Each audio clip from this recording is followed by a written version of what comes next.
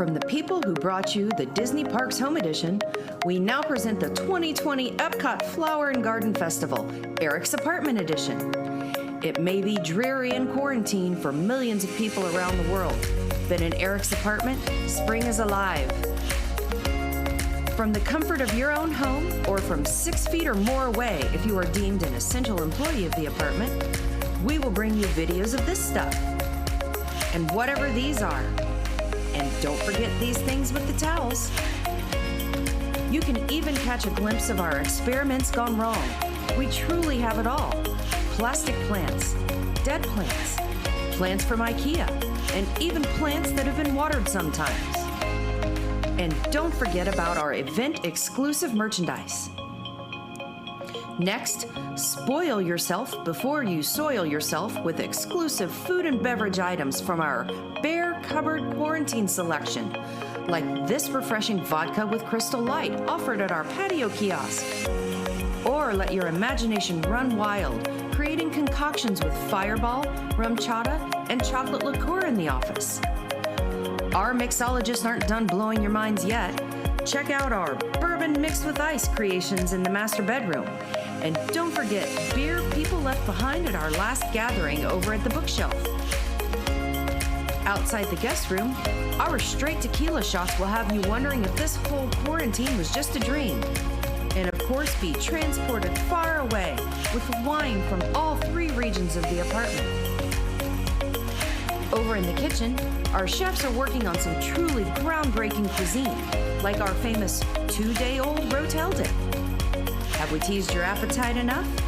Then try some of our delicious frozen treats, which include Hot Pockets and ice cream from last Christmas. Finally, get ready to rock out at our Garden Rocks concert series, featuring Butters, whose mom is friends with a woman who used to run a live music venue where ELO once played. You may know her from her hits such as Mr. Pooh Sky and Last Train to Barksville.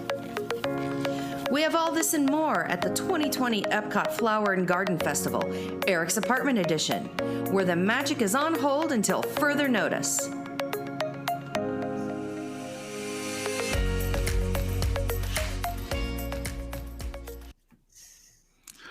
Good morning and happy Saturday. How's everybody doing? That's what happens when I learned to use iMovie in 5 minutes and try to make something because our graphics team is too busy. So thanks for joining us on another Saturday. We're locked in my apartment at this point, and we are on is this day 12 or day 13 of no Disney parks, and about day 3 of Orange County's stay-at-home order, of which I'm a resident and I'm impacted by that. So we're doing our best to stay inside and make the best of things. Today, we would like to interact with all of you. So again, just like last week, we'll do some Q&A. In addition, I have a couple things we're going to do. We may go over some movies to discuss and even some areas in the parks to get away and relax. Feel free to put things in the chat. We have a couple people monitoring the chat. And throughout the day, we'll be rotating a few people in. Chris will be here for the first segment. Is Chris there? Yeah. Hey, how's it going? Yeah. Great. Great to see you. Thanks, Chris. Eric Wolf is here. Good morning. There Got my he is. cereal ready to go. Got your cereal. Got your bowl of cereal. Yeah. Pete Saturday Carney morning. and Jilly. Pete Carney and Jilly will be joining us later. I apologize. We were unable to recreate any of your favorite attractions this morning. It just, from a logistics standpoint, was kind of difficult to try to pull that off. You know how elaborate it was last week. I don't know if we can do that remotely, holding a piece of paper up against the camera and rotating it and everyone singing in unison. So we're going to make the best of this. We're going to do whatever we can. What do you think, Eric? You were up late last night doing the whose cue is it anyway? How did that go? That actually, honestly, it was really, really fun. I think everyone had a good time, and having everyone remote, we all kind of thought it was going to be a little weird because of lag and stuff like that. We didn't have much, and it was pretty good. I enjoyed it. That's great. Yeah, I was able to watch for a little while. Yeah, you were competing with Tiger you're competing with Tiger King in this household, so it's tough spot to go up against. How about you, Chris? So funny.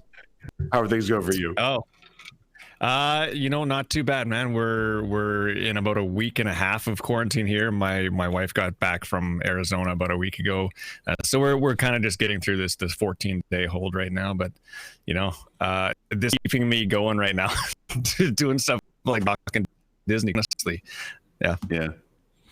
Any bowl of cereal for you or anything today, or you're just going straight? Well, I got one of these. Okay, be careful with that. I filled it with Coke. I mean, I'm trying to do as much park stuff as I can while we're all dark. So I'm enjoying this. I'm sampling some of the stuff from Food and Wine right now. I'm going to follow Pete's lead that he set on Thursday, which is anytime I touch my face, I'm going to take a drink. I'd encourage anybody to do the same, whether you have alcohol or a drink or just a bowl of cereal. We're trying to avoid touching our faces. So anytime I touch my face, I'm going to do a quick drink of this. I invite you to join me at home. All right. What do we have? Do we have any questions in the chat yet? I'm having trouble seeing it because I have terrible vision.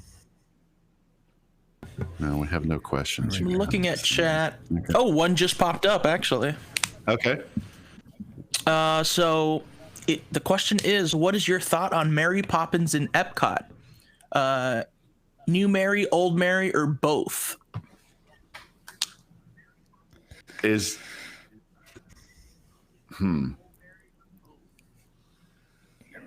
we talking about the character meet and greet, or are we talking about the attraction that we eliminated in March Madness? Yeah. I'm not totally sure. So I'm going to start, though. If you go into the Epcot, what is it, Experience Center now, I'm guessing? Oh, man. If you go into the Odyssey and you see that film with all the things that are coming to Epcot, that's definitely new Mary Poppins from Mary Poppins Returns. Bert's not there, but the other guy, Lin-Manuel Miranda's character, is shown for like a split second. And it's so funny because they don't even like do anything. And then Mary said something there, and I was like, oh, I see what you're doing, Disney. It's not even the old Mary Poppins. I got you. So it's a little weird. I don't know. Mm-hmm. Is she canon? This is for those of us that haven't seen it. Is she canon with the old Mary Poppins, or is this a whole new clean slate for her? Right. It's, like in the movie, she did meet the same family. Now the kids from the first movie have kids, kind of thing. So apparently it's canon. So I don't know. So she's just like ageless. Correct. Mary Poppins with the Julie Andrews with a little bit of soot on her face. That's the quintessential Mary Poppins to me. That's when I think of Mary Poppins. That's the first thought that comes to my mind. Yeah. Totally. Yeah. The classic. And when she's walking around the parks in that beautiful, the white dress and the hat and the umbrella, that's like, to me, that's the classic Mary Poppins. That's the one when I hear the names. Yeah. Yeah. I do apologize to those of you that were rooting for Mary Poppins in March Madness. Mary Poppins was a 1 seed, and she took a very early exit. And I have to say, some of the brackets got pretty messy for those of you that watched along at home. And I'm curious to know what people feel, if people had favorites or they're upset about some of the things that won or lost.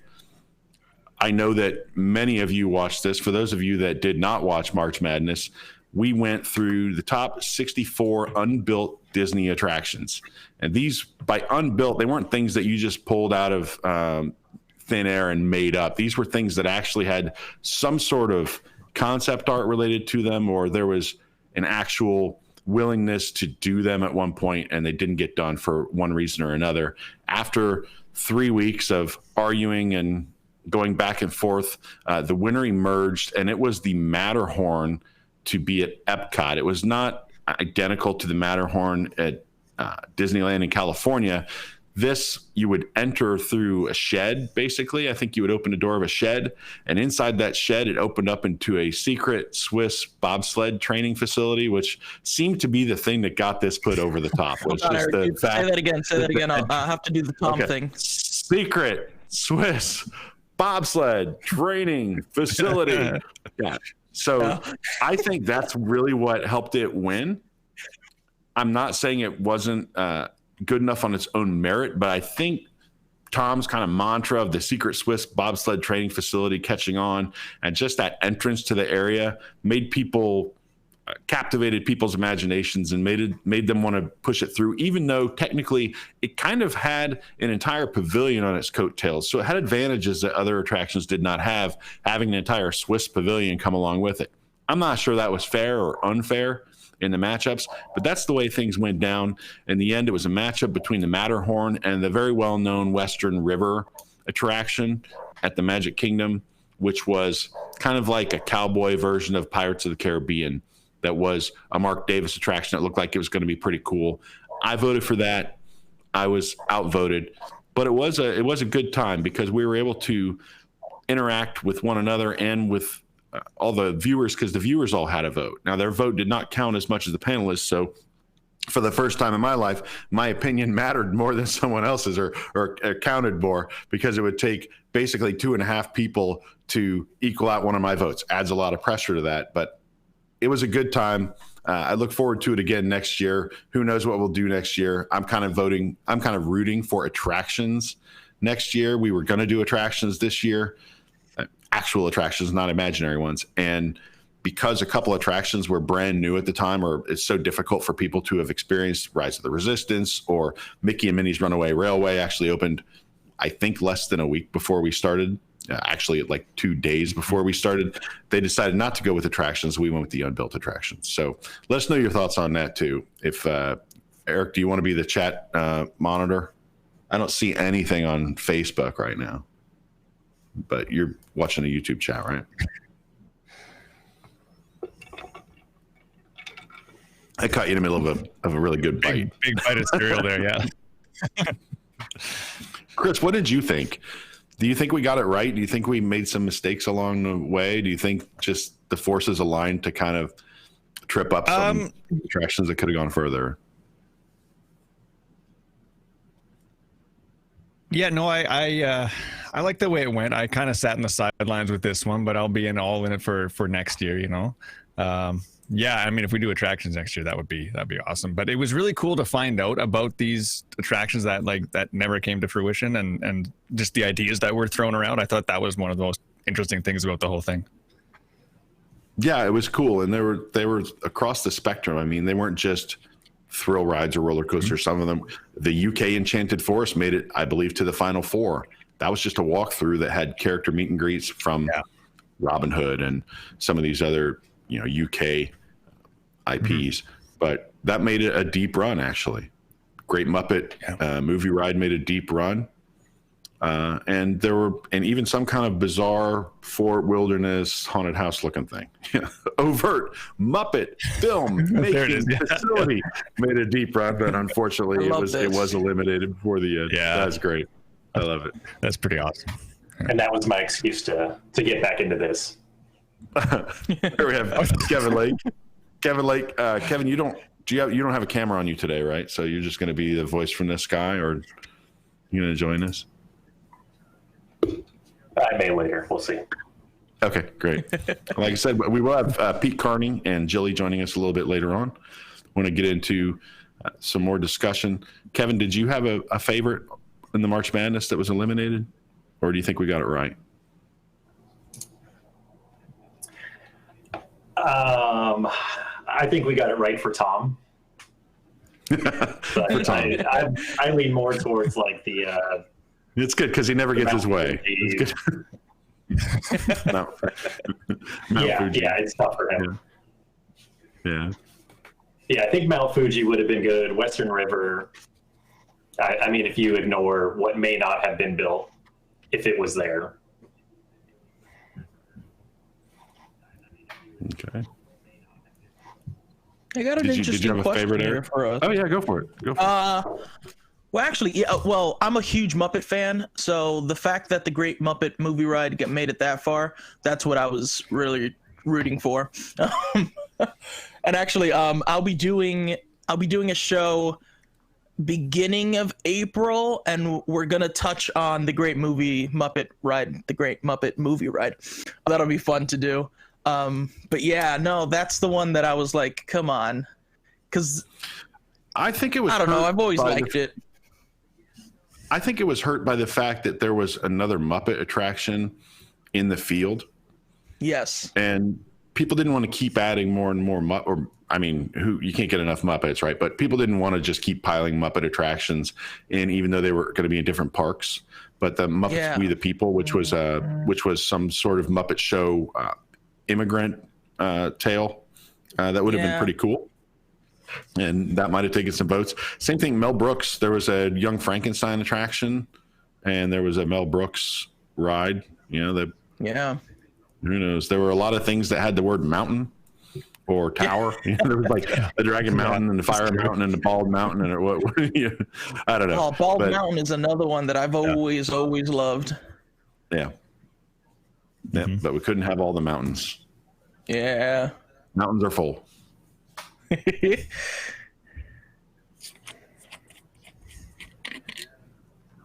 What was the question we were responding to?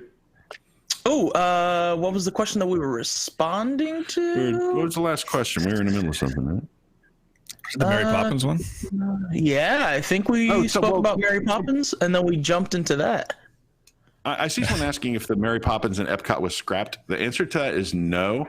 What we're saying is, a long time ago, there was a Mary Poppins dark ride that was proposed that did get scrapped. There is going to be some manner of Mary Poppins attraction in the new reimagined Epcot. That was not actually a participant in the field. I have a question here. It says, if you had to be evacuated from any Disney attraction, which one would you want it to be and why? You want to start, Chris? Sure. And I've thought about this one before. I guess it's tough. There's a couple, but if I just had to pick one,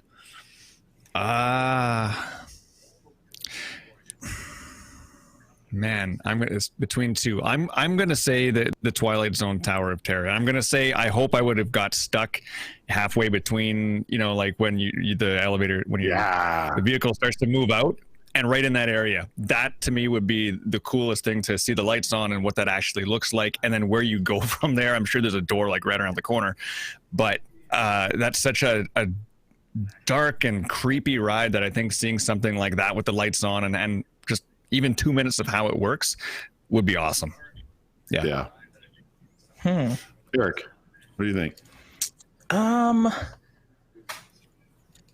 I've got an evac from, I think it was the People Mover, and it was like in the scene, like we were going into space. But I would definitely, you know what? I'm gonna go to Disneyland.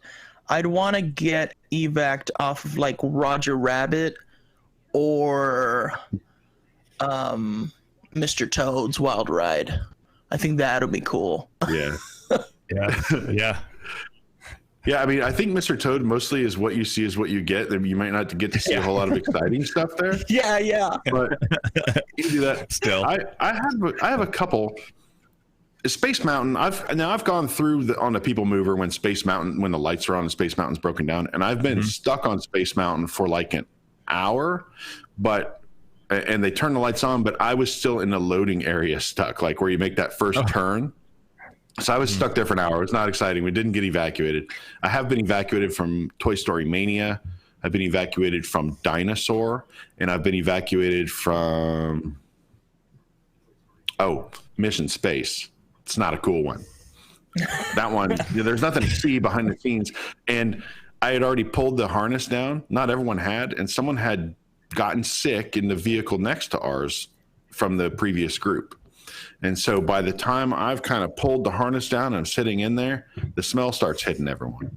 And it's just really quiet. All the other people in my vehicle hadn't buckled up yet. They just get out and leave. And I'm just stuck in there until a cast member comes and gets me out. That was a good one. And then to rub a little salt in the wounds, they come up and they get. This is back when Mission Space had kind of a long wait. To rub a little salt in the wound, they came up and they're like, "Well, here's your fast pass to compensate you. It was for living with the land or the maelstrom." I was like, "Oh, gee, thanks. I waited an hour and a half for this or whatever it was, and now I get to go on a couple of rides that typically didn't have a long wait at the time." So it was a good time. But if I would say Space Mountain and Haunted Mansion would be a cool one. Yeah, that's my other one, Haunted Mansion. Yep, definitely. Yeah, now there are some new rides that, I mean, I'm sure a lot of people have been evacuated from Rise of the Resistance at this point. But that might be a cool one, depending on what part of the ride you're on. I think they all depend on what part of the ride you're on. Oh, touch my face. Got a drink.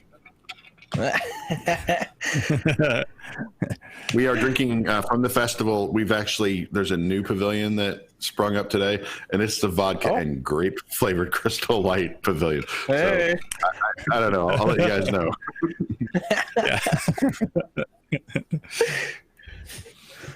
We really are running out of chips, so that's a serious concern. Yeah, when it gets down to one bag, you're like, what? Like, man, what I have do more now? queso than chips. What am I supposed to do?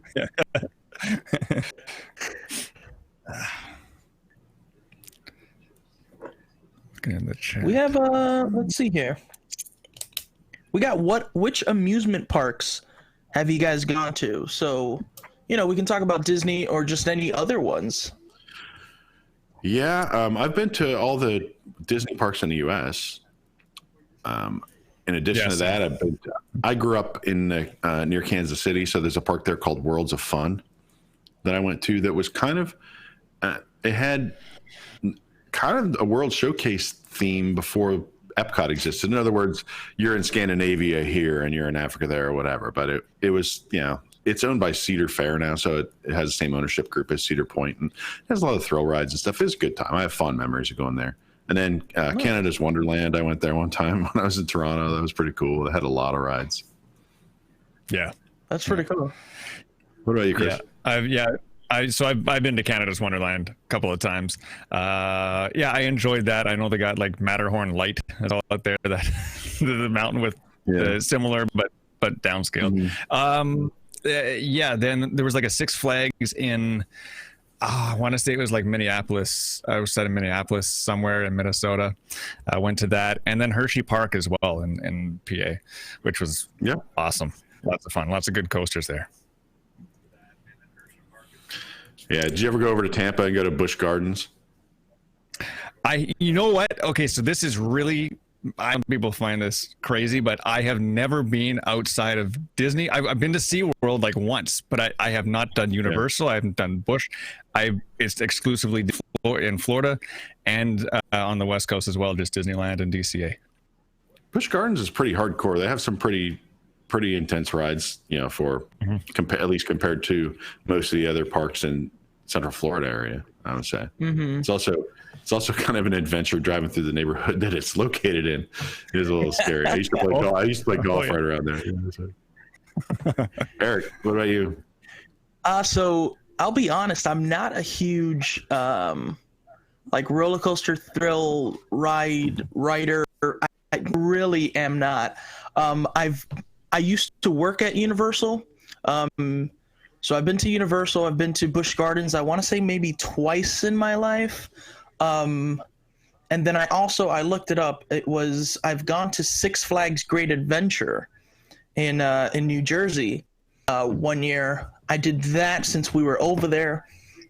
I was over there with some family, and that year I did ride a lot of the roller coasters in there.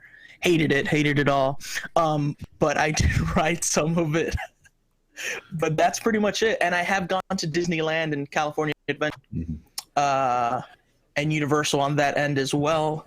But I do want to get out and go see some more like smaller theme parks. I watch a bunch of YouTube videos about like small theme parks and stuff like that, and it really intrigues me, but I haven't been able to go out and do it. I remember when I would go to visit my grandmother. She lived in Leavenworth, Kansas, which is a small town, and they had a theme park there called Kittyland. And I think you Yeah, paid with I've like heard the ticket for each ride. It's tiny. It's the size of like a Publix parking lot or something. But I remember riding. You do a different ticket for each ride. You give them a little ticket, and like riding the train, and like the owner of the park would drive the train, put on his engineer hat, and you go under like a dinosaur. Like it was probably terrible, but I really have fond memories of that place. I miss Kittyland in Leavenworth, Kansas. If anybody's watching from Leavenworth, Kansas, has been to Kittyland, I had fond memories of that as a very small kid. I love watching those old videos with people doing the urban exploring thing and checking out like parks that were around in the 70s and 80s and shut maybe in the 90s, and have just been kind of sitting there and just knowing that right, like, there used to be crowds of people at some point. People were enjoying this, and it's just sitting in complete disarray now, and it's overgrown. But just the history and a proof of how many parks did exist at one point like that, even if they were on a small scale. I just thought it's just really cool to see, cool to watch. Yeah.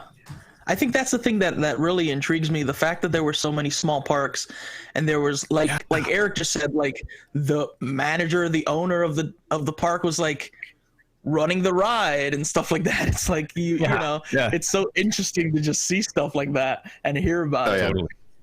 Yeah. That place was tiny. Like you go there for an hour. That's it, yeah. It's on a picnic table for an hour. It was like the equivalent of like a putt-putt place, just hang out for an hour or whatever. Which awesome. I'm not mad at putt-putt. There's a lot of great putt-putt places there used to be a lot of great putt-putt places in Orlando. Yeah, I was talking about this with Tom a couple weeks ago. I was like, I love putt-putt. And I've been able to do a couple here in Orlando, but there's a lot to do here. And I would love to just go out and like do, some putt-putt. So I think that'll be fun. Someone asked, do you think Tom Corliss had nightmares about Mel Brooks' golf cart ride winning March Madness?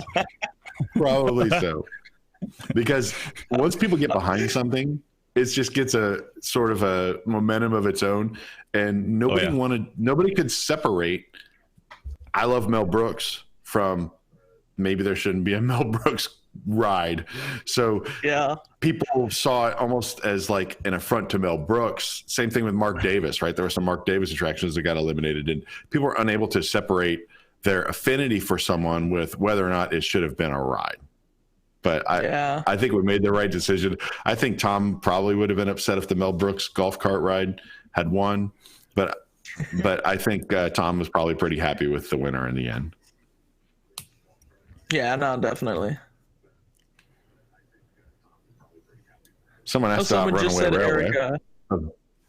What? Oh, so yeah, someone asked about that. Someone right now, you should go to Big Cat Rescue in Tampa. It is not far away. I from time to time could sit out on my patio, and if there was no traffic on the highway that was between me and Big Cat Rescue, I could hear like a lion roar or a tiger roar. Like if you didn't know that it was over there, you'd be like, what the hell was that? Am I in the jungle somewhere? Yeah, just go to Big Cat Rescue. Good time. That's too fun. Busch Gardens does have a ride over there where you can ride a roller coaster with cheetah, like in a cheetah enclosure or something like that. Oh, I've heard of that. Yeah. Yeah. Wow. Yeah. Let me see here. You were saying someone was asking about Mickey and Minnie's Runaway? Yeah, they asked if it lived up to our expectations. Chris, you haven't had a chance to ride it yet, have you? No, I haven't. No, never got a chance. I like it. I don't know what my expectations were for it, because I think everyone had already. I mean, what were Tom's expectations for it? Tom was dreading it on Twitter before he ever went on it, so it wasn't going to live up to his expectation. Well, whatever his low expectations are, it might have met them, but I wasn't sure what to expect. I enjoyed it. I think it's cool. I think it's worth checking out. There's some really cool animation on there. At the same time, people are unable to separate that from the ride that it replaced. So it's always going to be a sore spot. Look, the Winnie the Pooh ride still a sore spot for me because it replaced Mr. Toad's Wild Ride at the Magic Kingdom. Same type of thing with a lot of people in a great movie ride. It's going to be hard for a lot of people to swallow this new ride and think that there was any purpose to getting rid of the great movie ride to replace it with this. Yeah. Yeah, I What about think you, Eric? Pete really did say a really good point of if you can take it apart from it replaced the Great Movie Ride and think about it that you're going into this new area or this new building in the park or something like that. I think people would enjoy this ride a lot more. I personally, I don't know if it was that I didn't have much expectations. I don't, I really don't know. I don't like the animation style of this Mickey. Right. It's controversial. I feel there's a big disconnect, especially now with Disney and their animation styles with, you would think the icon of Disney, which would be Mickey. There's so many different versions that they're trying to push out to people. And then to do an attraction, you're going to use the newest animation style that you guys just had, just came out with for an attraction that's going to be there for years to come. We have no idea if this animation style is going to be here for years to come, so that's the one thing that I really didn't like. But you take all that away, I enjoyed the ride. It's one of the rides that I said, if I am anywhere else on property and I'm with anyone or something like that, this isn't actually an attraction that I'd actually think of looking on the app and being like, oh, I wonder how much the wait is. I wouldn't mind riding this since I'm already on property. Somebody asked how tall I am. I don't know, like 5'10" and a half, 5'11". I don't think we need to have a discussion about that one.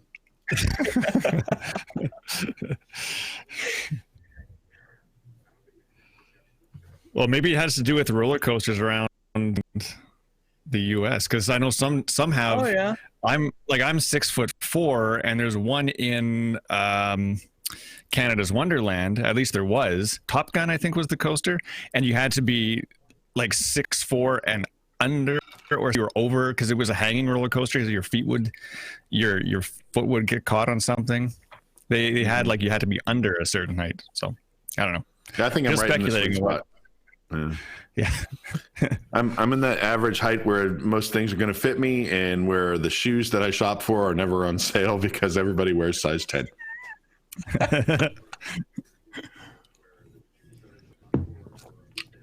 Let me say something, because in the chat they're saying I can't get used to the new Mickey shorts. Honestly speaking, the shorts themselves and how the shorts are structured aren't a problem for me. Just the animation style is the thing that I can't get behind at all. It just looks weird.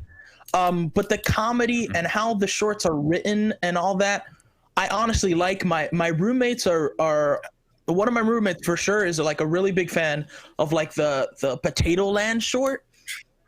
Yeah. Honestly, after seeing it, I was like, yo, this is actually pretty funny. I still can't get behind the animation, but the comedy and the comedy timing in this short is extremely funny. And I was like, that's that's good. Yeah. Mm-hmm. But again, just the style of the animation is the thing that I'm like, if they can have the exact same writing team and just animate them like the old style Mickey, I'm good. I'm sold. I'd be watching them more often. Yeah. Yeah. I think it's a weird animation style, but I don't hate it. I just kind of want Disney to stick with one Mickey, right? Let's come up with one. And this one has that kind of retro look that is kind of cool, but I don't know if that's what it would have gone for the ride. I would have liked sort of, Mickey through the ages in this thing, and maybe as he's changed, right? Like start at the beginning and go to maybe, and then end with what he looks like now if you want, but just, something like that. We talked about that. We talked about that on this show. And I think the idea that would have been cool is start with like Steamboat Willie, and everything is black and white, and the world is black and white. And then boom, you explode into color, and then you explode into a couple different animation styles, which is kind of the more realistic, smoothed one, kind of in the middle somewhere. And then you could end with this new one that you're trying to go for. That'd be fine Yeah, with me. exactly. Yep. I don't know how you would do it. Somebody that's better at writing stories, certainly someone that's better at making movies than me would have to do this, but it could be done. Well, the funny thing is, cool. yeah, the funny thing is, Eric, like you've written the ride, and the fact that you go from room to room and each room is so drastically different would have been just perfectly fine if each one of the rooms were just animated differently. Because I think that's the whole gist of the ride, of like you're going from one theme to another theme to another theme. I think it honestly would have just worked. I did have a little trouble following the story. Yeah, I realized, hey, we're in a runaway train. Other than that, I'm not really sure what the deal with what Chubby the bird, and I'm not sure what happened. I'm not sure what happened in that furnace scene. I realized like we were about to get chomped into a furnace, and then something happened and we didn't. But I'm not sure. I wrote it twice, and I'm not sure I saw what it was that saved us or who saved us. Yeah, I don't know. Yeah, I'm sure something happened that makes sense, but it might depend on timing, when you get in there, which vehicle you're in, and what your perspective is on the ride, because I'm not sure what happened. Yeah. Sorry, I'm messing with these headphones. I had to get new headphones. My old ones had the black fake leather was coming off of my headphones and like peeling up. So I'd like get done with a show, and my girlfriend is like, "What happened to your face?" I was like, "I don't know. I have junk from old headphones all over me." So maybe don't store your headphones in a garage for 10 years, thinking there won't be a situation where you're just gonna have to broadcast from home. I don't know. Noted. Yeah, and just to jump in on Runaway Railway, there is an animation that shows Mickey pulling a switch, but you only see it if you're in the first car or two, because it's in the very front, which is one of the problems with the ride, is that depending where you are, you're getting a totally different experience, and some of them aren't great. Yeah, I think that would be a little scene that should be a little more obvious and overt to all the people writing it. I mean, if you had been on a great movie ride and they just like only a couple people in a vehicle could see the gangster go up and try to grab the jewel, and then you're like, what there's a skeleton and there's our person who was originally, our original tour guide, you'd be like, what the hell happened? But on this, you want everyone to see what's happening. I'm not sure it was obvious enough for maybe I just wasn't. I mean, in all these rooms, you've got 30-foot high screens that surround you 360 degrees, and there's the storyline's only happening in one small spot. So if you're not looking in the right place, and it's also colorful, you don't know where to look. Right. There's a lot to take in. That's a ride. One thing I will say is there's stuff that you'll be able to ride again and again and see more and more things as you look for them. So I like that. Has the little rewrite ability. The pre-show is awesome. The queue area is really cool. I think there's a lot of good parts about this ride. I think that they're going to have trouble convincing the fans of the Great Movie Ride that this was an upgrade. Mm-hmm. Has anyone caught any like Easter eggs in that from Great Movie Ride? I haven't seen anything. I saw some hidden Mickeys. There's some movie posters in Daisy's little dance studio. Yeah, the thing is, like, you're always facing forward, so it's on the right and in the back. Oh, okay. I haven't been able to specifically see what those movie posters are, but for sure they're movie posters. So I'm guessing that would be the place. Yeah. Mm-hmm. Okay. Yeah, I'm sure there's more stuff tucked away in there that you'll just have to keep riding to see. You'll see more every time. Mm-hmm. But I know we did see a few hidden Mickeys, including in the load area. Yeah. In the Twister scene, on the Twister, there's a mailbox that I think says "No Place Like Home." It's some kind of reference to Wizard of Oz. That's cool. I like that. Yep.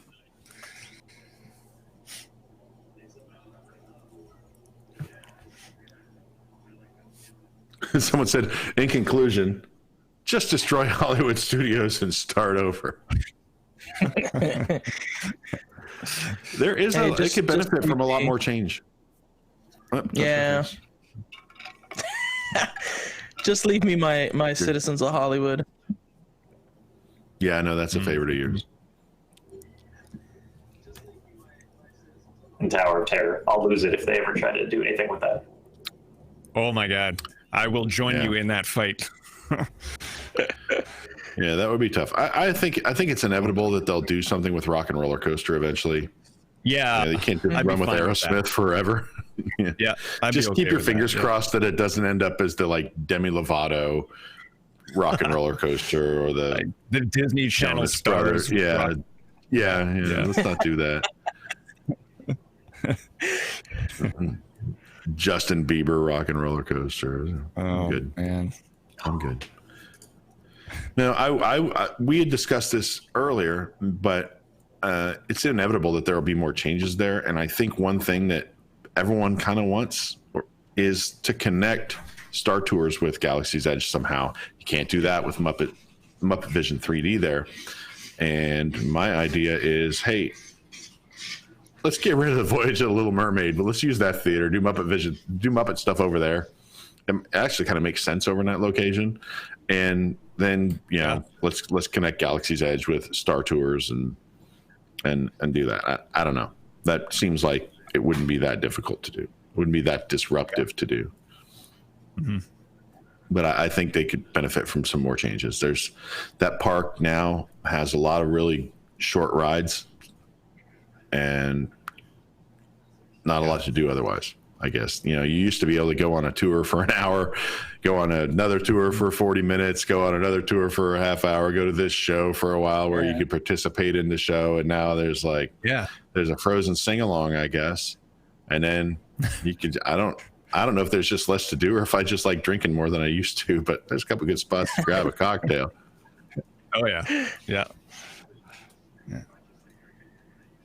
Well, yeah, it's funny. I've always thought there had to have been some way somehow to connect the Rock and Roller Coaster area, I guess now to Toy Story Land, because to get from there to there is such a long, and it's like backstage you can do something, Yeah, you'd think they'd be able to.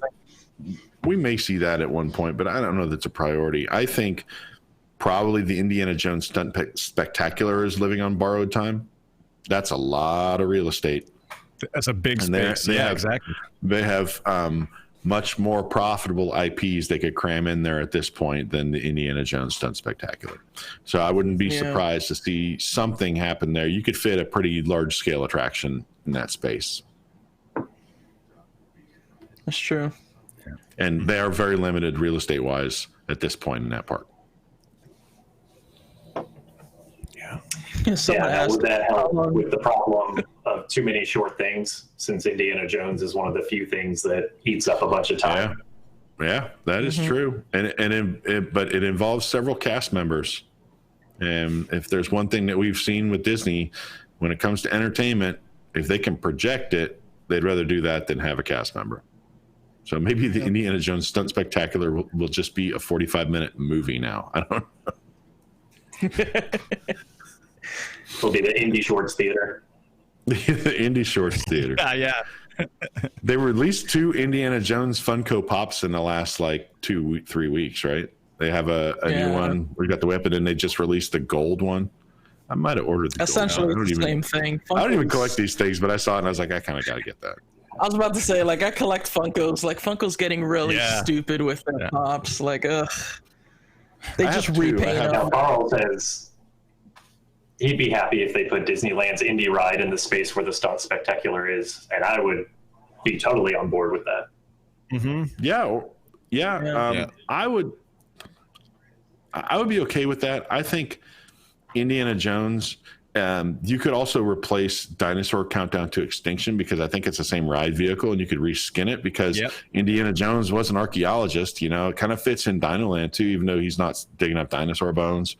He is, out there doing archaeology work. So that could work too. I'd love to see, something like that.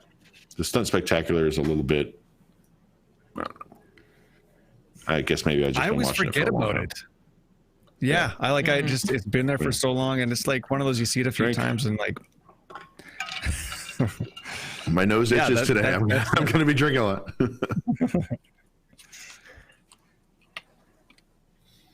Okay, someone asked if you could work in a non-management position, what would it be and why?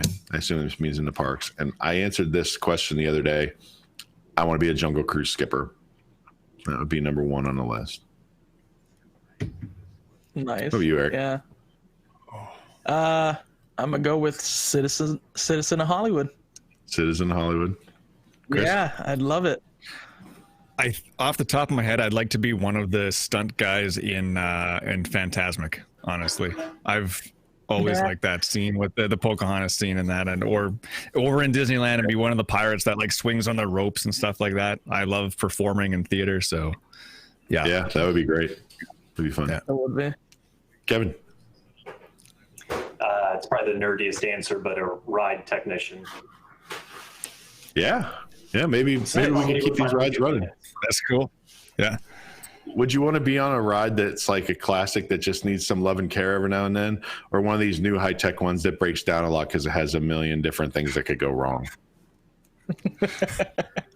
Probably the latter. Yeah. Well, but I mean, it's job security. That's got to be a really interesting system to work with. I think I mentioned this the other night. I used to play golf with this guy, and his job was he had like a day job, but at night he would go to the Magic Kingdom, put on a black outfit, and he's the guy that would shove Tinkerbell out the window. That'd be kind of cool. That's awesome. Yeah. Shoving people out a window for a living. I get paid for this?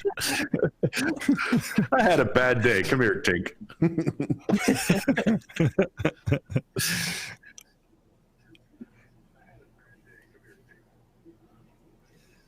Someone said Indiana Jones is an archaeologist, not a paleontologist. I know, but they still dig things. You might still be able to make it work. I don't know.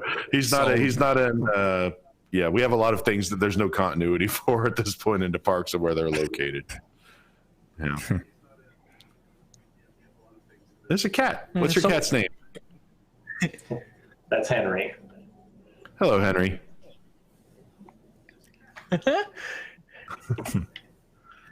We're big on pets here at WDWNT. I love the pet show last week. Yeah. That was great. And I love seeing all the viewers' pictures of their pets and tweets and everything else. It was really, really pretty cool. Yeah. We see a lot of Gordo when Jess is on. That's always great. He's kind of a celebrity at this point. People were asking where Butters is. She's out on the patio because she couldn't keep her mouth shut when we were getting ready to start the show. She's out there with her mother. They are sitting out there leisurely reading a book or watching videos, probably watching a show on the iPad. I don't know. She's all the entertainment we have. That's why we booked her for the Flower and Garden Festival Eric's Apartment Edition. Someone said when they first announced the movie The Good Dinosaur, I thought they did it so it would be a hit and they could retheme Dino Land area in Animal Kingdom. Honestly, I thought the exact same thing, and after rewrite after rewrite after rewrite of that movie, I had hopes and then watched the movie, and that is my least favorite Pixar movie. Honestly speaking, Really? It's beautifully done. Yeah. Just no. I get it. There's a certain bar that you have to clear to be a Pixar movie, and I think it was like right on a limit. I don't think it cleared it by much. Yeah. Certain emotional things that Pixar does to people. Correct. Yeah. There's a lot of kids that like the movie, and it's dinosaurs, and at a young, I feel like everyone at one point in time really loved dinosaurs and stuff like that. So I get that. I was really, it would have been really good for them to do something at Animal Kingdom with it. And unfortunately, that's not even the case. We don't even get even plushes that we can buy. In general, Dino Land kind of sucks. Can I say that and not offend too many people? I mean, the Primeval Whirl is like, it looks like a coaster that they ordered from a magazine, and like a couple carnies show up and build it over a weekend. You know, I'm surprised that it doesn't have like sandbags and like cinder blocks underneath some of the legs. And now it's quote seasonal. It was supposed to open. It was actually supposed to open it would be open right now for like a week. Yeah. If the parks had been open, they were going to do it just to kind of for capacity issues. And would you get on that thing that had already, you know, unfortunately killed people before, was already kind of a rickety, janky coaster, and then it's been sitting there for a year? Would you get on that thing this week to think of this coaster that's only open for a week? You're crazy. Yeah. Yeah. Yeah, I don't know what's Disney's thing of not just closing it down and getting rid of it. Mm-hmm. They probably can't find anybody that wants to buy it from them. Like it's give it a Universal. I bet Universal could fit it somewhere. Yeah. Dino Land. It's one of those areas to me that never meant anything to me. I would like I just didn't like the theming, the fairs. Like if I want to go to one of these, I'll go to one of those like roadside attractions, and it's the exact same thing. Right, it's exactly the kind of area that Walt built Disneyland because he didn't want any more of these carnival kind of crappy atmospheres. Anyway, so I'm sorry to interrupt you. But for about a year and a bit, my voice work played there, so I have a little connection to Disneyland, to Dino Land, in that capacity, but that's it. Can you tell us more? Have a little tiny. Yeah, well, so do you remember the that they used to do outside? Outside Primeval World, there was they had a stage, they had a truck that had a stage, a couple DJs there, right in like the Chester and Hester area, and so like WDNO radio, there were some DJs that wanted me to do a bunch of voice stuff for them, and it played. And if you can go on like YouTube and Facebook, and there's videos of like that specifically, but you can hear it in the background. And I was there in 2018 and heard it. So an area that didn't mean anything to me, all of a sudden I got kind of a special place, even though it's the weirdest place to have a special place. Still, that's really cool. Yeah, it was fun. It was cool. I mean, yeah, so Dino Land is a little bit, my heart is there. I didn't mean to say Dino Land sucked. I meant to say all Dino Land sucked, except, do you remember the DJ thing they had? That was pretty cool. Oh, yeah. I remember that. Yeah. So that was fun. That was pretty cool. So it's a little special to me, but yeah.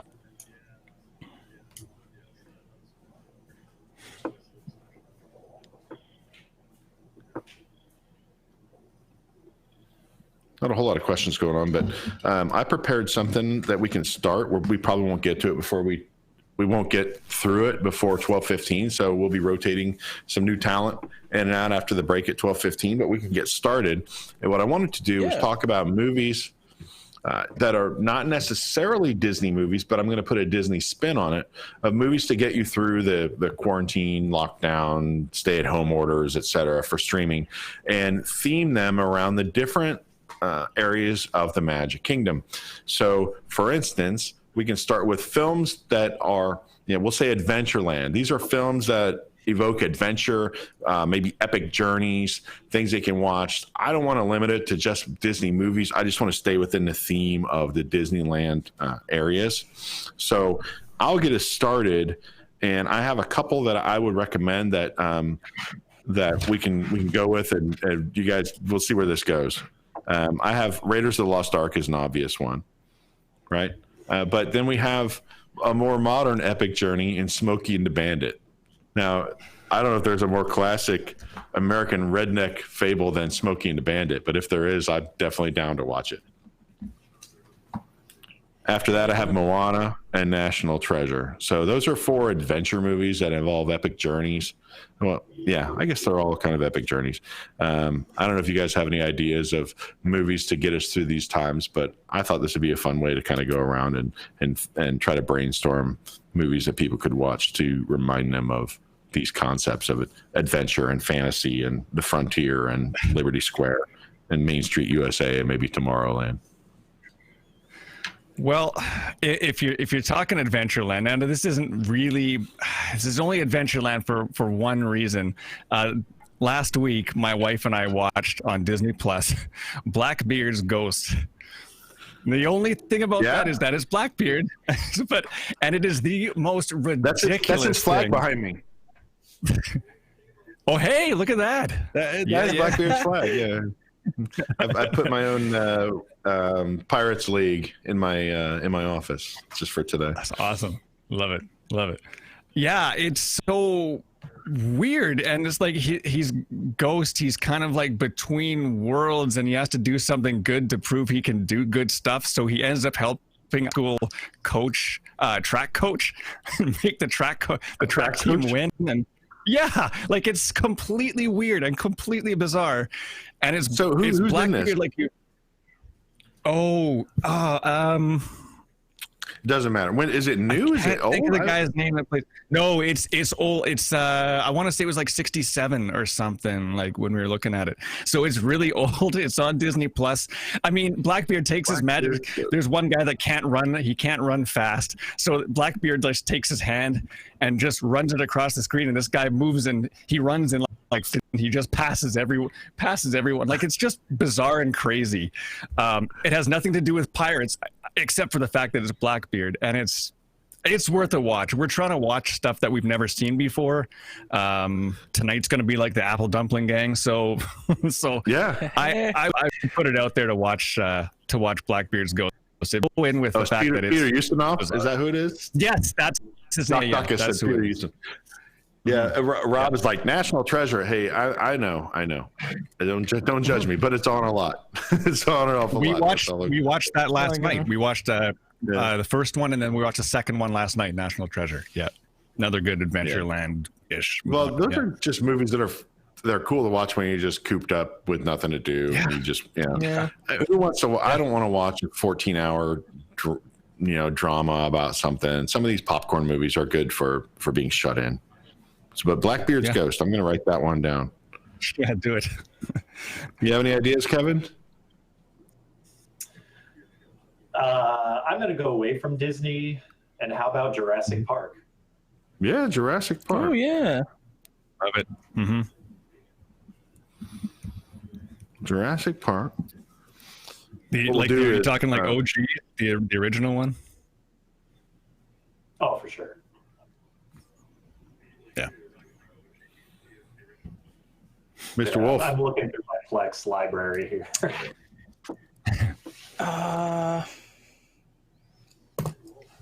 Oh man, we're doing Adventureland, right? Yeah. Adventureland. Oh, the Goonies. The Goonies. Yeah, that's a great idea. Totally. All right, and I'll just pick one from mine, and then what we can do is we can have people vote on it in the chat, and we'll narrow it down to 4, and then we'll pick them. I'm going to stick to Smoking the Bandit as my entry, and then we'll assume that each one of us has one vote for Smoking the Bandit, and while we're discussing our next round, maybe people in the chat can vote. So your choices are Blackbeard's Ghost, Jurassic Park, The Goonies, and Smoking the Bandit for an adventure or epic journey style of movie. Moving on, I want to go to Fantasyland. And Fantasyland could be, this whole fantasy genre. There are movies that are about swords and sorcery, and there are movies that are about magic, and there are movies that are about pixies and elves and all that. So any fantasy movie I'll accept. Obviously the Harry Potter franchise is going to be very popular. I lumped them all in together because they're on a loop in my house, and I like Harry Potter, but my girlfriend they're on some network right now, like a marathon. It's just nonstop. I don't know which one's which, right? You have The Wizard of Oz, Mary Poppins, Lord of the Rings, Labyrinth, which we talked about the other day. I still have not seen. But my favorite movie, maybe my favorite movie of all time, The Princess Bride, is going to be my recommendation. I'm gonna nominate The Princess Bride. Eric. So I wrote down, I have The Wonderful World of Disney's Cinderella, with Brandy. I really enjoyed that movie. I think it fits with the whole fantasy. But my pick that I want to put down is Universal's Peter Pan, which came out in 2001. That's actually my favorite. Yeah, it's my favorite live action Peter Pan. I love Hook. I love Robin Williams. He's my favorite actor. Yeah. But I keep touching my face. I'm sorry. I'm gonna have to refill this in a minute. But I want my pick to be that until Disney makes their Peter Pan, and it hopefully is better than this one. I'm going to go with that. Okay, Chris. Yeah, Hook is amazing. That's one of those ones I can watch just over and over and over again. So you mentioned Wizard of Oz. Maybe, I don't know, I like the bizarre ones. There's Return to Oz, which is, I'm not sure I'm going to put that one really forward, but it's so really, really weird. But we did recently watch that one as well, and I don't know what they were on when they wrote that one. I'm getting flashbacks right now. Before you officially nominate one, Chris, let's go back to, I'll give you a minute so we can go back to Eric, because I don't know anything about Universal's Peter Pan. Like, who is in this? Have I seen? Maybe I saw it. I don't remember. Because Hook is played by Hoffman. Isaac. No, not Hoffman. Oh, in Universal. Yeah. I think in the Universal one, he's played by what's his name? He's Malfoy in Harry Potter. Jason Isaacs. Oh. His dad. Yeah. His dad plays Captain Hook in this one. Correct. But honestly, I just thought maybe there was some person I've heard of that was Peter Pan, or that was Wendy. It's this Peter Pan. I'm gonna show it to you. Okay, yeah, I definitely haven't seen that.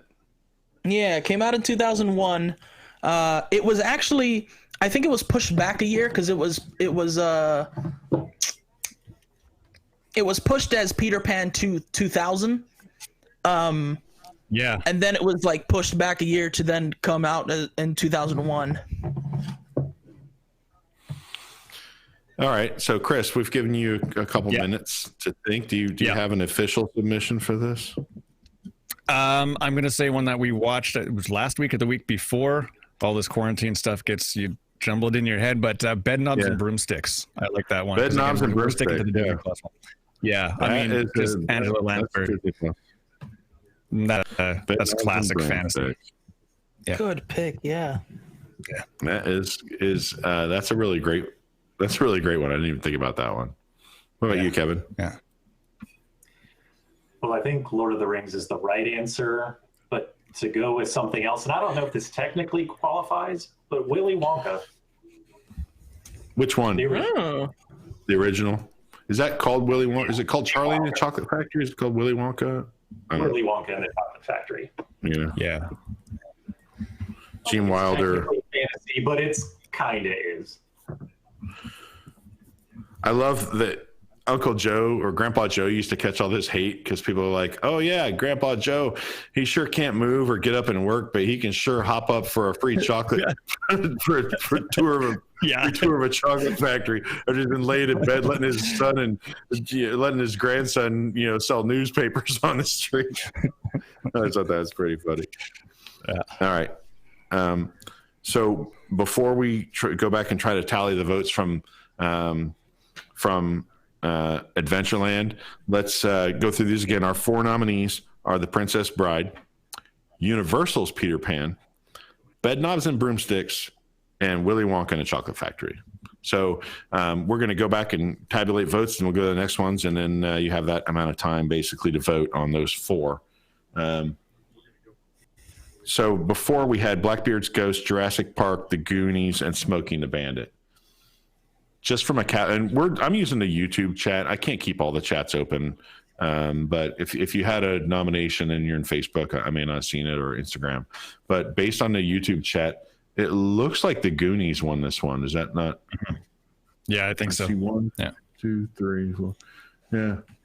A lot of Goonies. So I'm going to declare the Goonies the Adventureland winner. Yeah. All right. So now you can, while we're discussing, we're moving to Frontierland next. But in the meantime, I'm just going to recap again. The Fantasyland selections are, I said The Princess Bride. Eric said Universal's Peter Pan. Chris said Bedknobs and Broomsticks. And Kevin said Willy Wonka and the Chocolate Factory. So go ahead and vote on those while we're discussing the next round, which is Frontierland. Some of the best movies of all time, but also not a whole lot of recent stuff in Frontierland. For examples, I'll just give you three that I wrote down. One of my favorites, Tombstone, starring, mostly starring Val Kilmer. He really stole that movie, Tombstone, a really great movie. The old John Wayne movie, The Searchers, and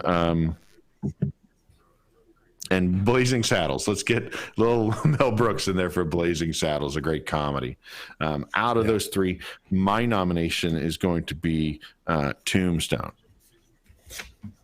And I'm just dropping this on you guys. We didn't have a whole lot of time to prepare for the show, so I'm going to be kind of generous to give you guys a few minutes to mull around in your head of what you want. Tombstone, the reason I chose it is mostly Val Kilmer's performance. Val Kilmer, if you haven't seen it, plays Doc Holliday. He's a drunk, sick, card-playing, kind of miscreant who also is just a deadly shot, one of the best pistoliers in the West. And Kurt Russell is Wyatt Earp. You have Sam Elliott in there. You got a bunch of stars in there. But it's just a classic movie. It's from the early to mid 90s, and it's early 90s, I guess. And it's a great Western. How about you, Eric? Do you have any ideas for a Frontierland movie? So I'm writing down, I have three written down here. Okay. So I have Disney's The Lone Ranger. I have Back to the Future 3. with Seamus? Yeah. And then I got Rango, which is the animated movie that Johnny Depp provided the voice. He was I think a chameleon? I forgot what it is. Yeah, right? Yeah. And then A Million Ways to Die in the West, which is a comedy, and it's just funny. Great. Seth MacFarlane touched my face. Damn. Yeah. But my pick is gonna go for Back to the Future 3. Let's do that.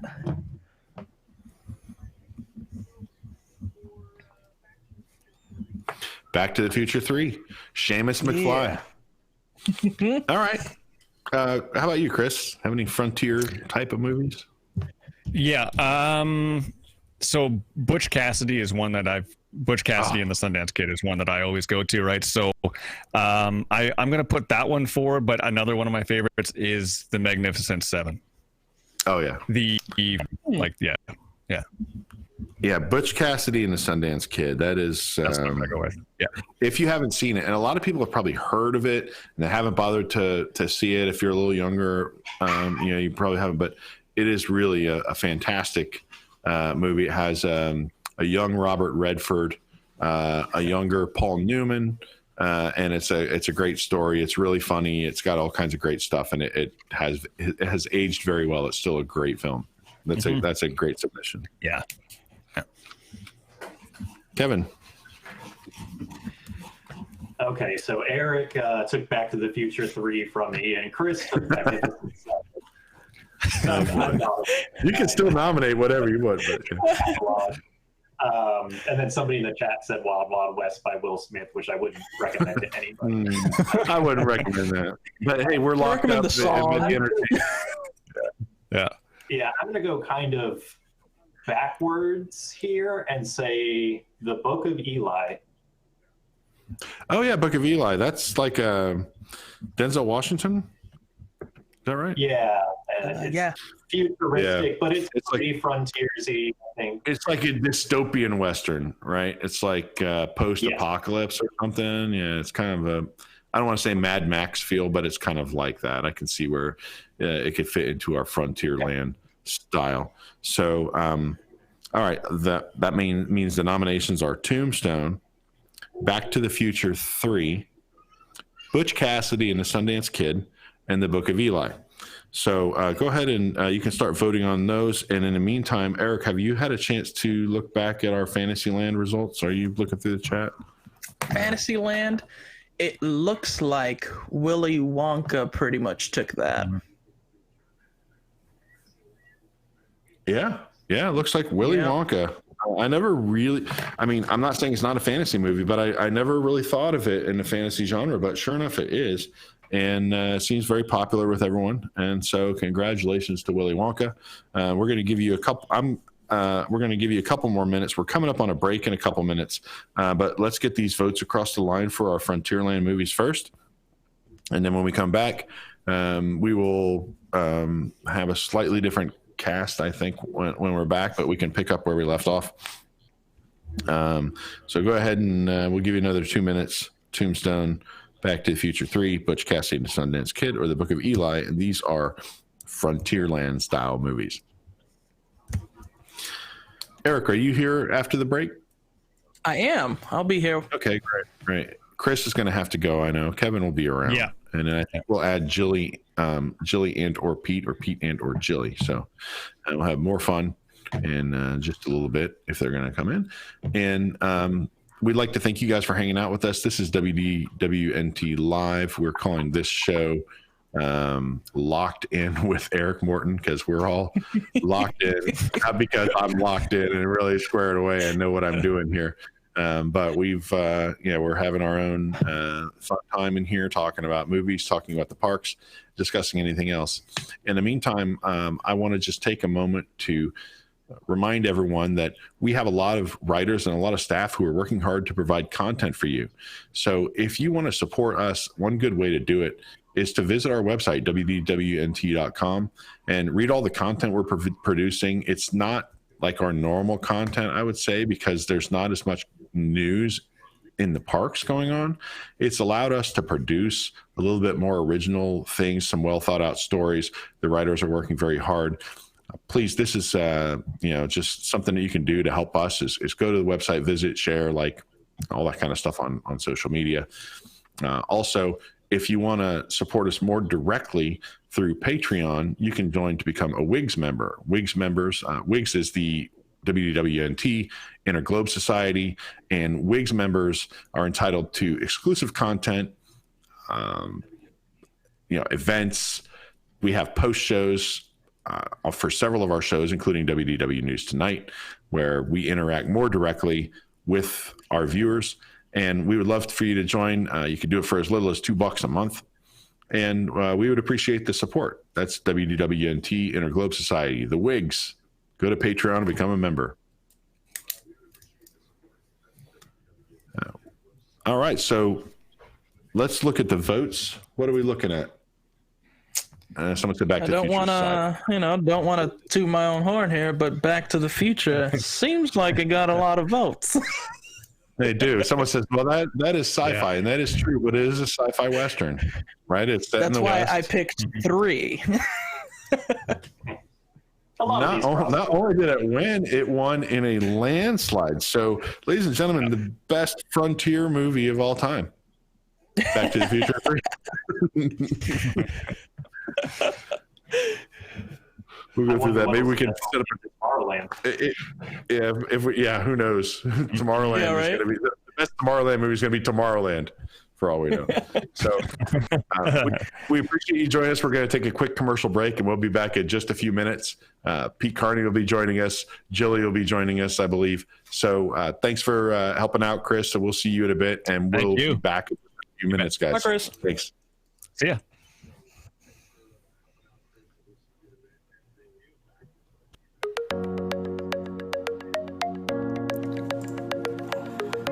From the people who brought you the Disney Parks Home Edition, we now present the 2020 Epcot Flower and Garden Festival, Eric's Apartment Edition. It may be dreary in quarantine for millions of people around the world, but in Eric's apartment, spring is alive. From the comfort of your own home or from 6 feet or more away if you are deemed an essential employee of the apartment, we will bring you videos of this stuff and whatever these are. And don't forget these things with the towels. You can even catch a glimpse of our experiments gone wrong. We truly have it all. Plastic plants, dead plants, plants from IKEA, and even plants that have been watered sometimes. And don't forget about our event-exclusive merchandise. Next, spoil yourself before you soil yourself with exclusive food and beverage items from our Bear Cupboard Quarantine selection, like this refreshing vodka with Crystal Light offered at our patio kiosk. Or let your imagination run wild, creating concoctions with Fireball, rum chata, and chocolate liqueur in the office. Our mixologists aren't done blowing your minds yet. Check out our bourbon mixed with ice creations in the master bedroom. And don't forget beer people left behind at our last gathering over at the bookshelf. Outside the guest room, our straight tequila shots will have you wondering if this whole quarantine was just a dream. And of course, be transported far away with wine from all 3 regions of the apartment. Over in the kitchen, our chefs are working on some truly groundbreaking cuisine, like our famous 2-day-old Rotel Dip. Have we teased your appetite enough? Then try some of our delicious frozen treats, which include Hot Pockets and ice cream from last Christmas. Finally, get ready to rock out at our Garden Rocks concert series, featuring Butters, whose mom is friends with a woman who used to run a live music venue where ELO once played. You may know her from her hits such as Mr. Pooh Sky and Last Train to Barksville. We have all this and more at the 2020 Epcot Flower and Garden Festival, Eric's Apartment Edition, where the magic is on hold until further notice.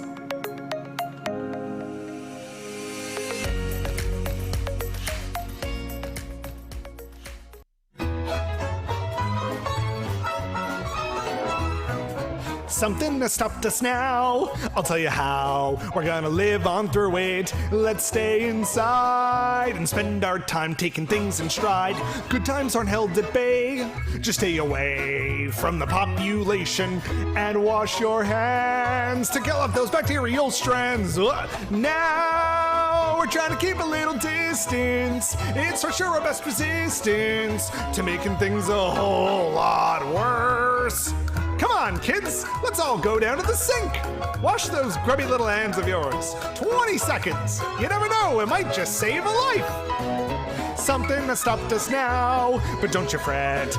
It'll for sure get better. We'll soon be hand in hand, going down to Disneyland. Oh, won't that be so grand, though something has stopped us now. Ah-cha-cha. My 4th Disney trip of 2020 was canceled, and my one-woman authorized travel agency isn't getting any business with this closure. Help me, Ganondola.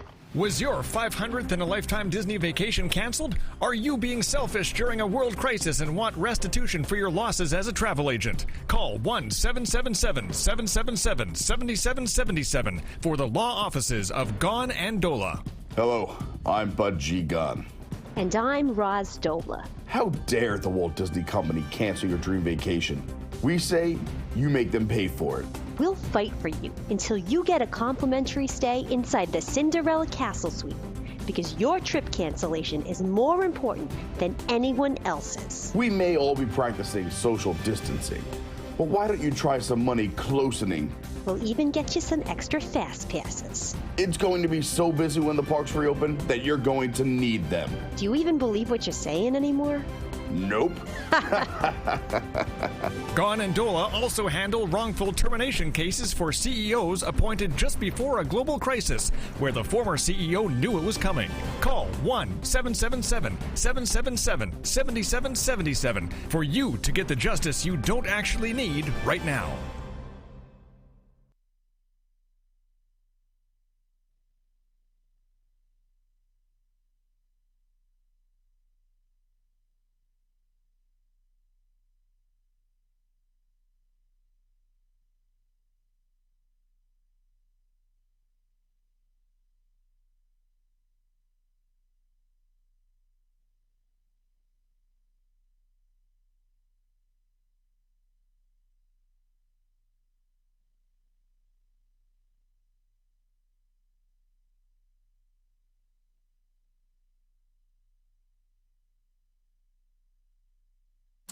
Hey guys, we're back. Sorry about that. Welcome back to WDWNT Live. It is Saturday, March 28th. We are on day 12 or 13 of the parks being closed. And we're on day 3 of Orange County lockdown or stay-at-home order. Today we are spending time interacting with you, and we've been doing movies, we've been talking Disney, we've been kind of doing whatever we can come up with to try to provide content for you. But now we have at least one new person joining us. We can go to the Brady Bunch view, Kevin. Pete Carney is in the house. Hello, Pete. Thanks for joining us. Sivako, it is nice to be here. Thanks for having me. Yeah. Real quick, I just saw in the chat, I want to welcome a couple people. Someone said she's new and wanted us to say hello. Hello to Kathy Collins. I also want to say hello to Carrie Mann out there. And all the rest of you who are joining us this morning. We have a number of viewers, and we're going to try to keep you entertained until about 2 o'clock. Shouldn't be a problem with Pete. Pete, I wanted to let you know I've adopted your technique from the show on Thursday, where every time I touch my face, I take a drink. And I'd like to invite all of you to play at home. If I touch my face or if you touch your face, why don't you go ahead and take a drink, your favorite beverage. Doesn't have to be alcohol. You could, Eric had a bowl of cereal earlier. You could take a bite of a bowl of cereal, whatever gets you through the day. But go ahead and do it with us socially. Whenever you touch your face. Crunch is the best. Yeah, I'm not sure I'd want to drink shots of that all day long, though. No, so sure. Before we left, Pete, what we're doing is, were you watching? Do you understand what we were doing? I actually watched the first half an hour, and then I missed from 11:30 to 12:15. So. Okay, no problem. So basically what we're doing is we're going around all the areas of the Magic Kingdom. So we started in Adventureland, Fantasyland, and then Frontierland. And we are picking movies that are not necessarily Disney movies that you can associate with that land. So, for instance, I nominated for Adventureland. I nominated, what did I? It was anything with an epic journey. I think I nominated Smokey and the Bandit. Chris nominated Blackbeard's Ghost. Kevin did. You did Jurassic Park, right, Kevin? Yeah. Yeah, and then Eric did the Goonies. Then we let people vote in the chat for which one was their favorite of those. So out of the Adventureland bracket, we have the Goonies. It was like a landslide victory. We went on to Fantasyland. In Fantasyland, the nominees were The Princess Bride. These are just fantasy movies, and you could interpret fantasy however you wanted to. We don't care. The Princess Bride, the Universal's version of Peter Pan, which is what Eric nominated, Bedknobs and Broomsticks, which was from Chris, and Willy Wonka and the Chocolate Factory, which was Kevin's nomination. And Willy Wonka and the Chocolate Factory won that one. I like that. And then too. we had Frontierland, and these could be, again, interpreted any type of frontier movie, Old West, etc. I nominated Tombstone. Eric nominated Back to the Future 3. That was the one with Seamus McFly, the Old West Back to the Future movie. Then Chris nominated Butch Cassidy and the Sundance Kid, which, let's face it, is probably the best of the movies that we nominated here. And then Kevin had Book of Eli, which is a dystopian Western with Denzel Washington. And the winner of that was Back to the Future 3 as the best frontier-style movie. So while you're shut in, you can watch these movies and more. We're just making recommendations for things you could stream that kind of have a theme that goes along with them. With that being said, we can move on now, and we're going to pick up in Liberty Square. Now, I guess there's a lot of ways to interpret a Liberty Square movie, right? There could be something that's like colonial in nature or something that just happened to take place during those times. For instance, I have The Patriot. Oh, God, that's what I was going to say. So I guess you could kind of say National Treasure is a Liberty Square type of movie because it runs along those themes. We actually had National Treasure discussed back as an Adventureland movie, but you could do something like National Treasure for a nominee. I think you could even do Hocus Pocus because it starts out like in, I don't know, Salem like Massachusetts, in the 1700s or whatever in Salem, Massachusetts. So to run with those, I'll just get us started. And my nominee is going to be The Patriot. And I don't mean to drop these on you. We'll be happy to give you time to think of movies that really you really want to see, or Google them, or whatever, Pete. Because we're kind of we all know I've never seen seen this theme on everyone. 90% of movies that were ever made, so this is going to be a real challenge for me. Even all the movies you just listed for all the lands, I think I saw one of them. So this is going to be a real challenge for me. I'm going to need some time, but you guys, I'm going to get it. It's like putting Bob Chapek in charge of the parks, right? We're putting Pete in charge of the exactly. Like, I'm just like, more ketchup? I don't know. That's what it's going to make it fun, though. All right, the viewers want to know, Pete. But the viewers want to know first. I need to take a break. Is today White Claw or Sorona? Oh, that's a good call. I don't have anything queued up here. Hold on. I will find out. The world will wait. I assure you. We want to know. You guys tell me your Liberty Square picks. Let me go find out what we're having today. Hold on. All right, Eric, you want to go next for Liberty Square? Or no? Yeah, for Liberty Square. Liberty Square, I have Abraham Lincoln Vampire Hunter. I like it. Yeah, anybody who's in the Hall of Presidents, any Hall of Presidents character obviously would qualify for a Liberty Square movie. Am I not right? All right. And Kevin. Yeah, this is a tough one. I'm just going time period. Yeah, go time period. Master and Commander. Master and Commander. Okay. You know, I think you could even, if you're going like a colonial type of time period, you could even reach into the Pirates of the Caribbean movies if you really wanted to stretch. Master and Commander, you know, I get it, right? We're in that kind of time period. And let's see what if Pete's come up with anything. Pete, have you thought of anything while you were gone? Listen, I was just working on Soronas and Claws, which today is going to be a Sorona day. The Sorona. What flavor is that? This is the, pardon me, this is the blackberry lime. Me and Lauren both love this one. Really? Probably our favorite out of the Sorona 4-pack. They have this, cherry, tropical lime, and mango. I might have to make a run later today. It is Saturday. On sale Saturday's Publix the day. right now. Yeah, is it on sale? Well, Saturday's the day to go. You know, typically the day you do your grocery shopping, it's the day that I really take the long shower. I wash behind my ears and even scrub the bottom of my feet. My girlfriend introduced me to something called skincare. So I started trying that. If you're not familiar with it, skincare involves things like exfoliation and moisturize. Is it called moisturizer? Yeah. So that, hey, every Saturday, whether you need it or not, right? What do we have on the hat, Pete? This is a hat that from a place I used to DJ at, the Sloppy Tuna in Montauk. The sloppy, Long Island. Sloppy Tuna. Sloppy Tuna. All right. Let's see. I'm researching here. I'm trying to see if I could find something. While you were gone, we decided that you could even use a Pirates of the Caribbean movie as a colonial movie because it kind of takes place. That's cheating on Frontierland, though. Yeah. Well, yeah, some of these movies fall. I had National Treasure as a suggestion for Adventureland and for Liberty Square, so I don't see why you couldn't use Pirates of the Caribbean across genre. I mean, technically, Pocahontas would fit here, right? Yeah, absolutely. You could use Pocahontas. Yeah. A movie. Is that your nomination? I think so. It's the only movie you need. Better. Okay. Well, for now, we'll just say like, that's the colonies. That's them coming over. I mean, yeah. That is true. So our nominees. Wasn't there a movie made about Paul Revere? Wasn't there like Revere or Paul or? I feel like there was a movie. It sounds like something that someone must have done. It has to be. I mean, come on. Okay, so starting now, if you've already voted or said something, I'm not going to be able to scroll that far up in the chat.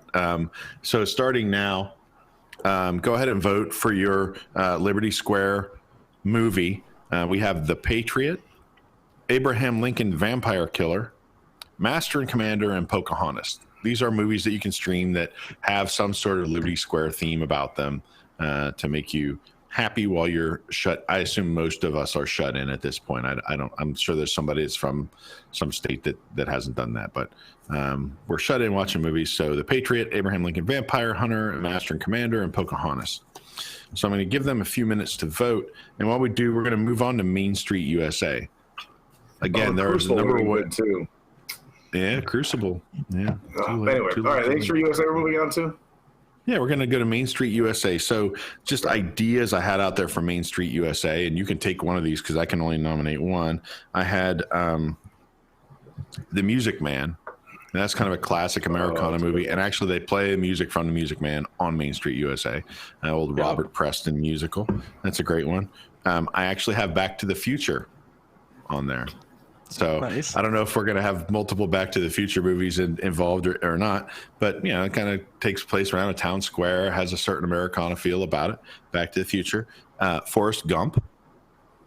Yeah.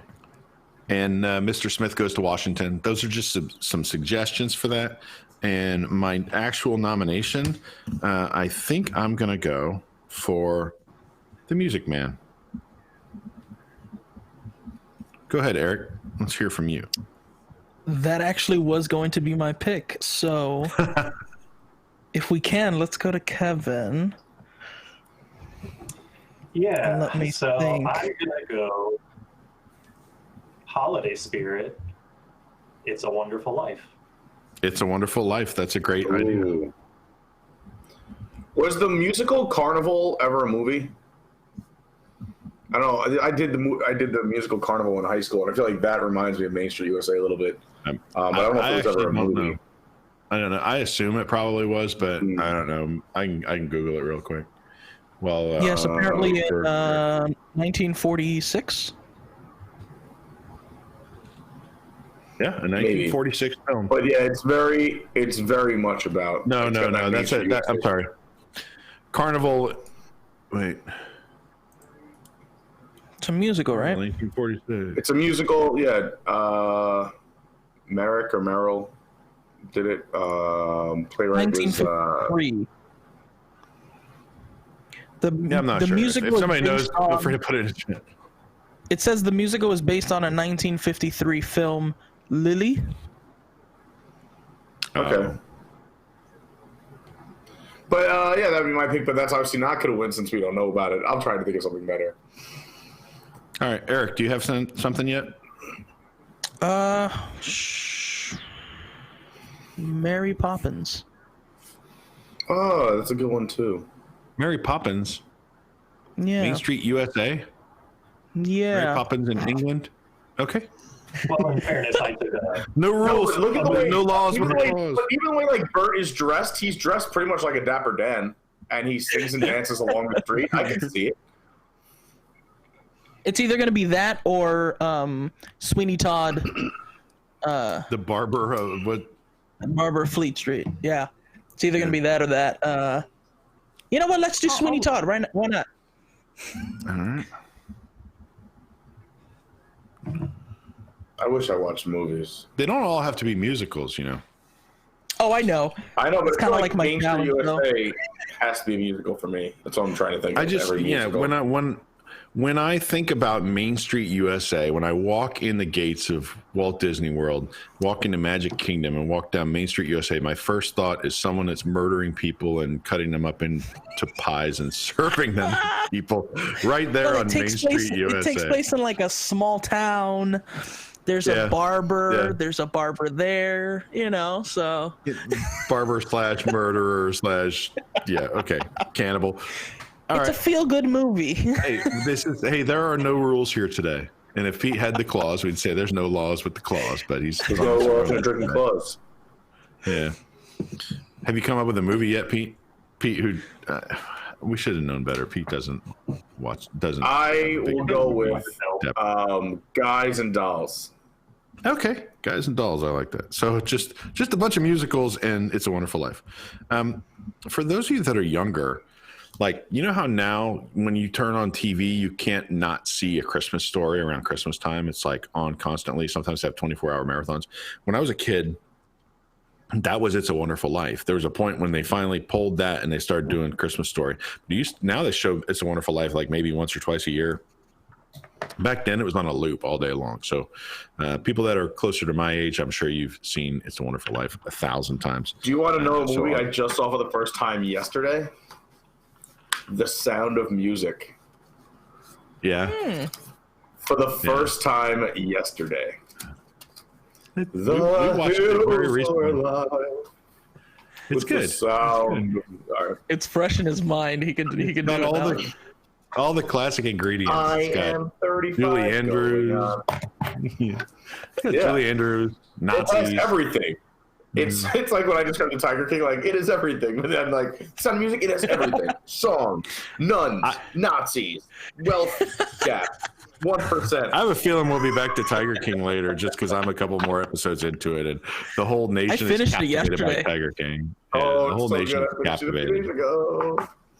So James in the chat said, "Hello, Dolly." That makes sense. Too late for Hello Dolly. Well, no, it's not. If either of you want to change your nomination to Hello Dolly, I will allow it. No, I'm keeping Sweeney Todd. You're keeping Sweeney Todd. You're keeping Guys and Dolls. I'm sticking with my other terrible choice. Okay. So for Main Street USA, our nominated movies are The Music Man, It's a Wonderful Life, Sweeney Todd, and Guys and Dolls. So we'll give you guys a chance to vote while we're tabulating the last round, which was Liberty Square. So for now, go ahead and vote Music Man, It's a Wonderful Life, Sweeney Todd, or Guys and Dolls for a movie that evokes Main Street USA to you. How are we doing on Frontierland? Has anybody had a chance to check the chat? Yeah, I'm sorry, Liberty Square. Liberty Square, we have 1, 2, Pocahontas has 2. I honestly think Abraham Lincoln Vampire Hunter beat it just by 1. There's only 3 votes for it. Pocahontas has 3 votes. Patriot has 1, from what I see.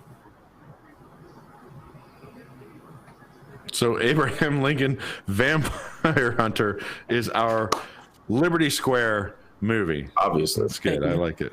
Obviously. Thank you, folks. Thank you. We'll have to have a playoff with these later. Then we'll maybe do a consolation bracket if we're really hurting. All right. This brings us to Tomorrowland. These can be space movies, future movies. You can move the movie Tomorrowland itself. Back to the Future. Back to the Future. Again, fitting into its third category. Butters is barking if you can hear her at home. So just some ideas just to spur your imagination. We have one of my favorites, Interstellar, 2001: A Space Odyssey, Alien, and The Martian. Those are just a few to kind of get your brain cells stewing about it.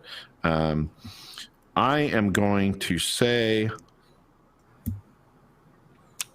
I love Interstellar. Interstellar does not translate as well to watching at home on your TV in the theater. And when you felt like you're there, it's incredible. It didn't really get as many awards as I thought it would, but Interstellar, I think, is a great movie. It has some important messages in it, I think, and really some cool science that actually all the science in Interstellar is kind of possible. I think. I don't think any of it is just made up for the sake of a story. I think from that respect, it's pretty cool because it has some pretty out there science involved in it. So Interstellar is my nomination. How about you, Eric? I'm going to do a shameless plug here, and I'm going with Xenon, Girl of the 21st Century, which is a Disney Channel original movie, or like the kids like to say, a DCOM, which we're going to be watching tomorrow night. So, what's the full title? Xenon, Girl of the what? Of the 21st Century. Okay, and tell me a little bit about this, because I have seen this reference lately, but I know nothing about it. I've never even heard of it until the last week when I saw it bouncing around in our chat. So honestly, it's a movie about a girl that lives in a space station with her best friend, and I honestly do not remember why in the world. Oh, she gets in a lot of trouble always. Always. She lives in a space station. There's not much to do, kind of thing. And she gets so in trouble that she gets grounded. But the thing is, no, you are grounded as in in Earth, kind of grounded. And it's her first time on Earth.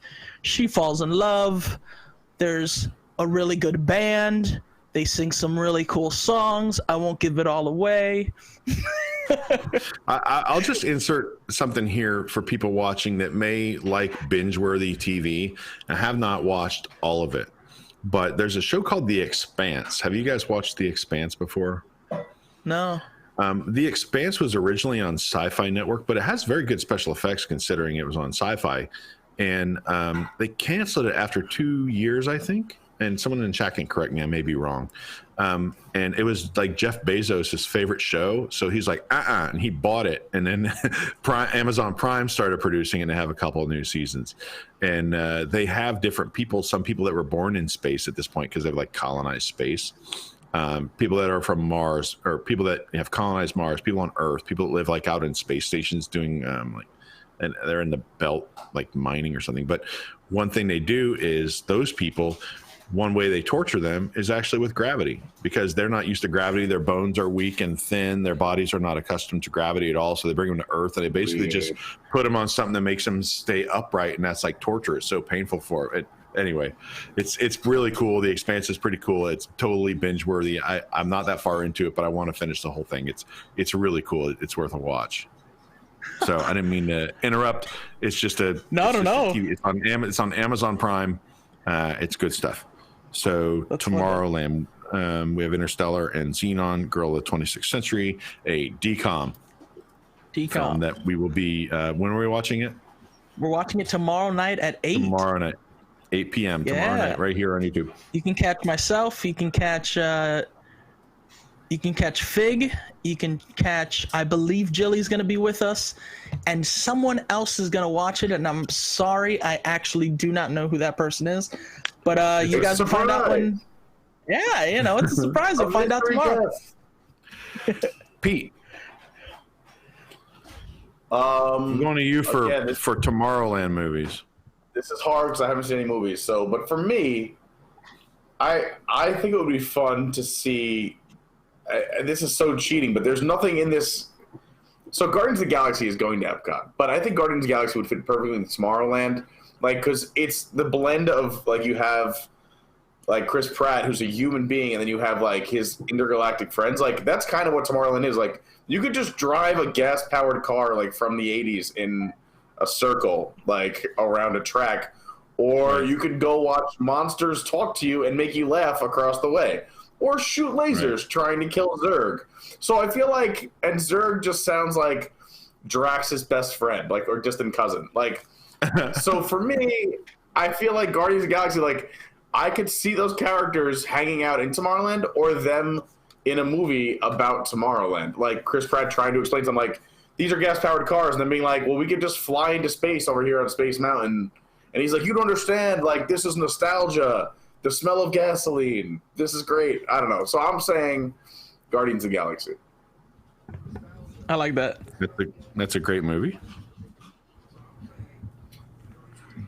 Plus their shows. It's great. All right. And Kevin, what do you think? You've had a long time to think about this now, because we had some tangents. Yeah, I had a long tangent. Marcy is the 4th guest tomorrow. Oh, cool. Everybody loves Marcy. And then, so as far as the movie, that's great, Marcy. This is one that's set in present day 50 years ago, but I think encapsulates the spirit of Tomorrowland really well. Apollo 13. Ooh. Apollo 13. I thought you were going to say Blade Runner, it's set now, but it's old. Yeah, Apollo 13. That's a great one. Blade Runner was suggested a lot in the chat. I can see that. Blade Runner's a great film. It's a classic. It's an important piece of cinema. What is Blade Runner about? If we had someone on staff who was maybe a film professor by trade, they could tell us more about Blade Runner, because I'm sure that he'd be scolding us for none of us nominating it. No, Blade Runner is great. Harrison Ford a long time ago. It's a futuristic thing where some people are actually robots, but they are so I forget what they call them. Replicants, and they're like cyborgs, but they're very hard to tell from human beings, and they're people are prejudiced against the replicants and all this stuff. There's a lesson to be learned here. I like it. Yeah, it has some allegory to it, I guess. I don't. It's been a while since. The other thing I know is I used the Blade Runner font when I owned a poker store in a mall in Long Island, and that was the font that I chose for our store, was Blade Runner font. That's all I know. Wow. All right, so for Tomorrowland, our final nominees, Interstellar, Xenon Girl of the 21st Century, a DCOM original. Or do I just say a DCOM? I don't know. You can just say a DCOM. A DCOM. Guardians of the Galaxy, and Apollo 13. That's Interstellar, Xenon Girl of the 26th Century, a Disney Channel original movie. And Guardians of the Galaxy featuring Chris Pratt and Bradley Cooper. I'm sure the ladies will hate this one. And Apollo 13, starring Tom Hanks. So go ahead and vote, and we're going to go recap our Main Street USA nominees, which were The Music Man, It's a Wonderful Life, Sweeney Todd, and Guys and Dolls. What do we see in the chat, Eric? So I'm not going to lie. I think Music Man won that one. Well, you got trouble, my friends. Yep. Right here, I say trouble right here in River City. Why, sure, I'm a billiard player. Certainly mighty proud to say. I'm always mighty proud to say it. All right, so the Music Man wins that one. And we have a couple minutes. We're going to give people, looks like it's a tight race between Apollo 13 and Xenon, with Apollo 13 pulling away. So we'll give you guys about 30 more seconds to vote. In the meantime, Apollo Pete, 13. Why don't you hit us with a random, interesting Disney fact? Random, interesting Disney fact. Well, let's think. Well, man, what's a good one? Well, I'm sure a lot of people know when the Disney parks opened October 1st, 1971. They are also similar to Disneyland in California. Sorry, I don't have a voice today. Came down to the last minute. They were literally rolling out sod on the front lawn of the Contemporary that morning on October 1st, early in the morning before people and guests were arriving. And they pulled everyone out. Didn't matter what your job was, because they needed everyone out front. So whether you were a housekeeper, a bellhop, you were outside rolling out sod. And one of those people was this guy named George, who was, I believe, just going to be a busboy at the Contemporary, who helped roll out that sod on opening day. Make a long story short, George was right before Josh Damaro just took over as Walt Disney World president, became the president of all of Walt Disney World Resort in Orlando and oversaw over the 70,000 jobs of people here on site. So he was an opening day cast member, rolling out sod on the Contemporary, just there to be a busboy, and became the president of all of Walt Disney World here in Orlando up until recently when Josh Damaro took over. So you can do anything, folks. I wish I had known that when I needed a bunch of sod work done around my house. I could have sold the job to some neighborhood kids, like, hey, start here. And next thing you know, you'd be president of Disney World. Exactly. Right. So it looks like a close vote, but it looks like Apollo 13 is running away with this one. So for Tomorrowland, we have Apollo 13. So are we missing a land? Well, we could do right. I have Adventureland, Fantasyland, Frontierland, Liberty Square, Main Street USA, and Tomorrowland. We can add Toontown if the you circus want to, and Storybook Circus. Like Pete's Silly Sideshow. Does that really count? Does the Storybook Circus really count, though? I mean, I don't know. It technically is. It's part of Fantasyland, but it's part of Fantasyland. Yeah, it's like an auxiliary Fantasyland to me. Now, Toontown, if we were in California, Toontown's its own thing. Correct. It has to say it on a map, like as a land. It does say Storybook Circus on a map. It does, but it says it on a map, but it also says the train pulls in to that stop. Do they say next stop Fantasyland or next stop the circus? No, that's the Fantasyland station. Exactly. Right? That's what I'm saying. I don't know. That train's been closed for an awful long time. Yeah, I don't remember. I don't recall because that train has been closed forever. Somehow the 2nd Avenue subway in New York was faster than the train at Walt Disney World. It was unbelievable. Well, I mean, they have Tron complications right now. You suggested New Orleans Square. Yeah, New Orleans Square. We could do that with Midnight in the Garden of Good and Evil. Would be my nomination for. Wait, that's. I have an idea for a bonus category. Okay, yeah, let's do it. Let's do that. A bonus category. New Orleans is very specific. Yeah. Yeah. So my idea is The Hub. Just any movie that best represents the Disney parks or reminds you of them that is not a Disney movie? So kind of all-encompassing. Well, I would say not. I mean, when you say not a Disney movie, we have all these like 20th Century Fox movies that now are part of the company. I would say just not like Disney Studios or Disney Animation. Is that kind of what you're going for? Made under Disney as a Disney movie, or hasn't been brought in. Like Star Wars, I would say doesn't count. Marvel doesn't count. But a movie that makes us appreciate the parks or Disney the company? Maybe just a movie that makes you that kind of transports you maybe a movie that transports you somewhere, makes you kind of the way you feel when you walk into the parks. Is that kind of a description? Like, because when I was watching The Tiger King, I was thinking about the Maharaja Jungle Trek. Well, Tiger King is not a movie. That's a docu-series. All right, fine. That's a docu-series. Okay. Okay, I'm going to think about that one. Well, Kevin, maybe you had something in mind. Maybe you could start this one off. No, I wish I did.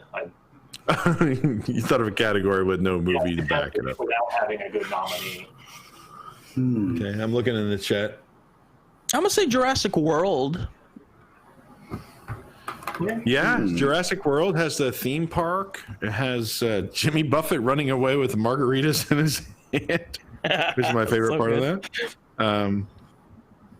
Yeah, I could see where that could kind of remind you of being in the parks. Obviously, for me, I know you guys already used Willy Wonka, but I feel like that would be like go for it. Willy Wonka, that's a great one.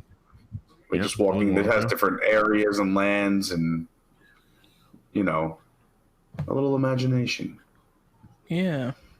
But also, he's a savvy businessman, that Willy Wonka. He knows those gold bars are going to sell. So, he knows how to separate you from your dollar, just like our hero, Mickey Mouse. That's good. I might have to look to the chat for one of these because I'm drawing a blank. Oh, yeah. Someone said The Original Vacation. That is definitely my nomination. Oh, yeah. Vacation. Got Marty Moose, Wally World. Yeah. And right now, the mouse out front should have told you the parks are closed. Ooh, Night at the Museum is a good one too. Did Kevin say that, or did you? What Kevin? No, did you have one? someone in the. Joel, did Kevin say that? No. Totally. Yeah, Joel said it in the chat. No, the best thing I can think of is Home Alone. Home Alone, or just like the spirit. I like that. Yeah, that kind of adventure of being. Yeah, I like it. I said I want a Home Alone ride so bad. Attractions. He creates all these attractions. To what? Eric, I'm going to change it to the first live action Scooby Doo. Instead of you were Jurassic World, right? I was Jurassic World. I'm gonna go 17 steps down and go to the live action Scooby-Doo. I want to share, since we have all the time in the world, I want to share a quick live action Scooby-Doo story, which is funny. A good friend of mine I play golf with, he took his daughters to see that movie a long time ago. Well, it wasn't that long ago. Was that 10 or 15 years ago? Yeah. And so he thought it was hilarious. There's some, he's sitting there with his kids, like bored out of his skull, but there's some part where Scooby-Doo eats like a very spicy hot dog or he's something very spicy. And he goes into this scene of base that lasts like way too long of him like jumping around, like, smoke coming out of his eyes, and he's beating himself in the face with like a metal tray, and he's pouring stuff on his tongue and all this stuff. And finally at the end he just goes, delicious. So anyway, my friend is home, and he's home alone, and he's got a beer in the bathroom, right? He takes a shower. He gets out of the shower, and he's standing there at the counter in the bathroom with a towel around his waist, and he takes the beer, and he starts drinking it just to himself. Is the only one there. He just goes, delicious. And his wife, he didn't know she's there. She's from the next room, like, what in the hell did you just say? Delicious. So it's become a thing with us where like anything, we're just like, delicious. Anyway, I didn't mean to interrupt, but I thought that was a funny story worth sharing. I have another movie that came to mind as well. Okay. And it's a Christmas movie, but I feel like just the essence of it is, for me, Walt Disney World, would be Elf. just that childlike optimism, adults trying to tell them it's not right, and then like, you know, it's got that grand finale at the end. I think Elf is that fun. Is that replacing Willy Wonka? It's tough, but since you guys already used Willy Wonka, I'll say Elf. Okay. Willy Wonka is, I feel, a fantastic answer as well. Okay, so unless anybody has any objection, I'm going to proceed with our nominees: Scooby-Doo, the live action film, Elf, Vacation, and Home Alone for our general hub category. For the hub, that's Scooby-Doo, Elf, Vacation, or Home Alone. Go ahead and vote in the chat. We'll check it out in just a second. I touch my face. That means we drink, or I drink. We can make it a social if you want. If you want to join me, Pete, feel free. I touch my face more than a third base coach, as we say. So we're going to be in trouble if this keeps on. I need some time to organize this real quick because I want to make a bracket now. We have 1, 2, 3, 4, 5, 6. That's 7. Someone will get a bye. Who's going to get a bye? No. Yeah, someone gets a bye. Or we could try to throw New Orleans Square in there. Yeah, if we throw New Orleans Square in there, then or Toontown. Let's pick one of those. New Orleans Square or Toontown. You guys. Oh God! Here we go. What's that? I think Toontown gives us more movies to nominate. It's true. Hey Pete, you got two. Pete. At the same time, it's very clear to me that Vacation has won for our hub movies. Yeah. So I'm going to draw a bracket while you guys decide. Just let the chat decide if we're going to do New Orleans Square for our final category or if we're going to do Toontown, and I'll start drawing brackets. Oh, boy. What do you guys think? New Orleans Square or Toontown? We got 1-1. Oh, Toontown's winning. Oh, Toontown 3.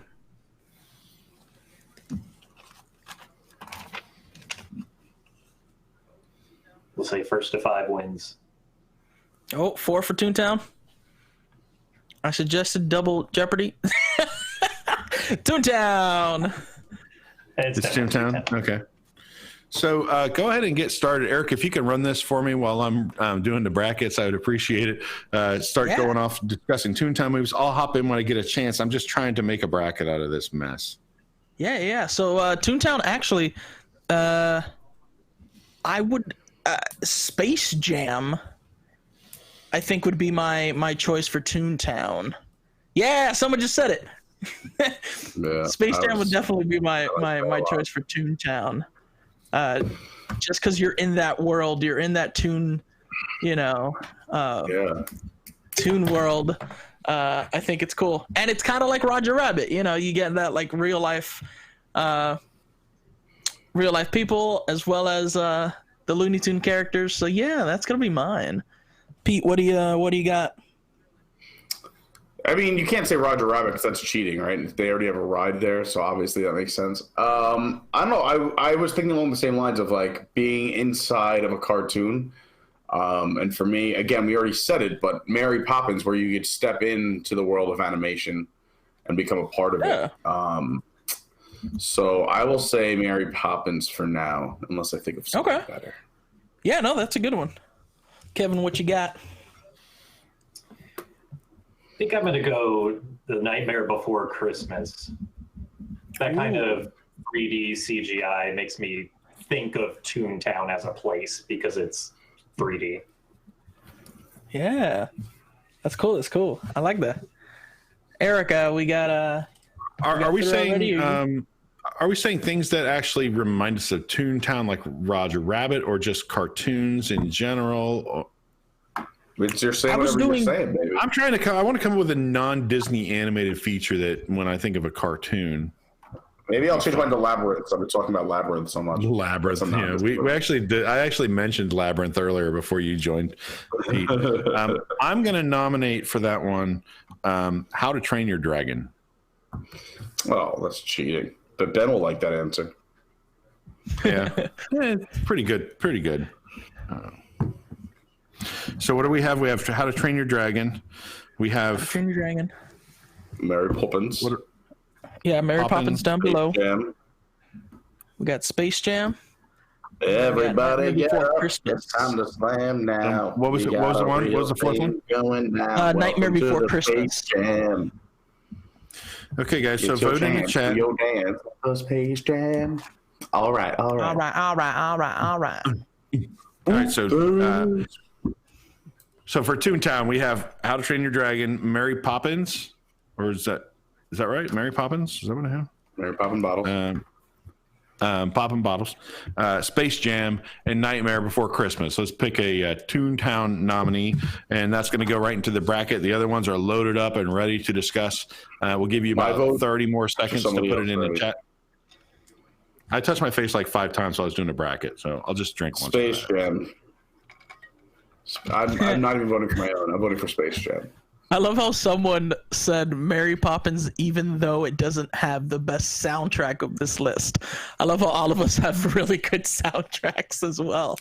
I love that someone had an American Tail. I forgot about that. Do you remember Five Hole Mouse? Hit him high, and you hit him low, hit him low, hit him low. I can do the whole Space Jam soundtrack. I believe I can fly. I think Space Jam ran away with this one. Fly like an eagle. Space Jam is the runaway. That'll be an interesting matchup here in the. We're into the Elite Eight, so down to the Elite Eight. We're doing it March Madness style, just like we did for Unbuilt Attractions over the last 3 weeks on WDW News Tonight. Our first matchup is representing the. Who's that? The Adventureland bracket? Is that where we have the Goonies? The Goonies, and the Goonies are going up against Willy Wonka. Oh, so the Goonies versus Willy Wonka. This is a tough matchup, and I'm sure that the analysts will turn this one inside out, looking for who has an edge. Vegas is going to be. I'm sure that the point spread is going to be less than a couple points. Very exciting. Goonies versus Willy Wonka. So and just so we'll give you everyone about knows, 30 seconds. We're using the YouTube chat, by the way. On Facebook, there wasn't as much chat, and I don't see it. Yeah, the Gene Wilder. Correct. The Gene Wilder Willy Wonka. Not the Johnny Depp Willy Wonka, which... Not Johnny Depp. Took a lot of criticism, rightly, but I do like a couple of those jams in that movie. A couple of the songs are pretty cool. I appreciate the movie. It's not, Mm-hmm. All right, so we're doing Goonies versus Willy Wonka. Give you about 10 more seconds. Actually, it looks like we're going to need more time. People are taking their time on this one. Goonies versus Willy Wonka. This is Adventureland versus Fantasyland. Here we go. We got some. I want the Wonka to win.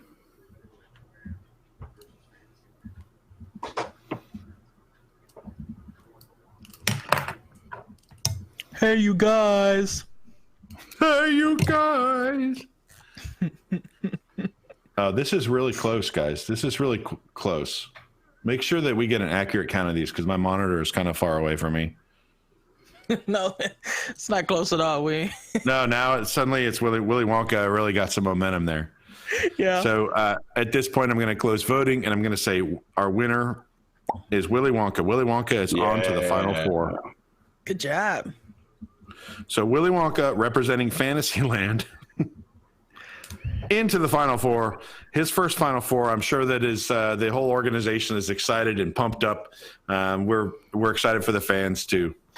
Unfortunately, they won't be able to travel anyplace interesting because this is a virtual Final Four, and most of the people in that movie are probably dead. One of them, I think, actually did right after the movie, if I'm not mistaken. Yeah, and sadly, Gene Wilder not too long, a few years ago, Gene Wilder. But yeah, I've seen interviews recently with people that were in that cast. But I saw people. Someone made a very long post, one of those like clickbait posts talking about how Violet Beauregard actually should have gotten the factory because, she was very upfront about what she was doing. She didn't lie or cheat.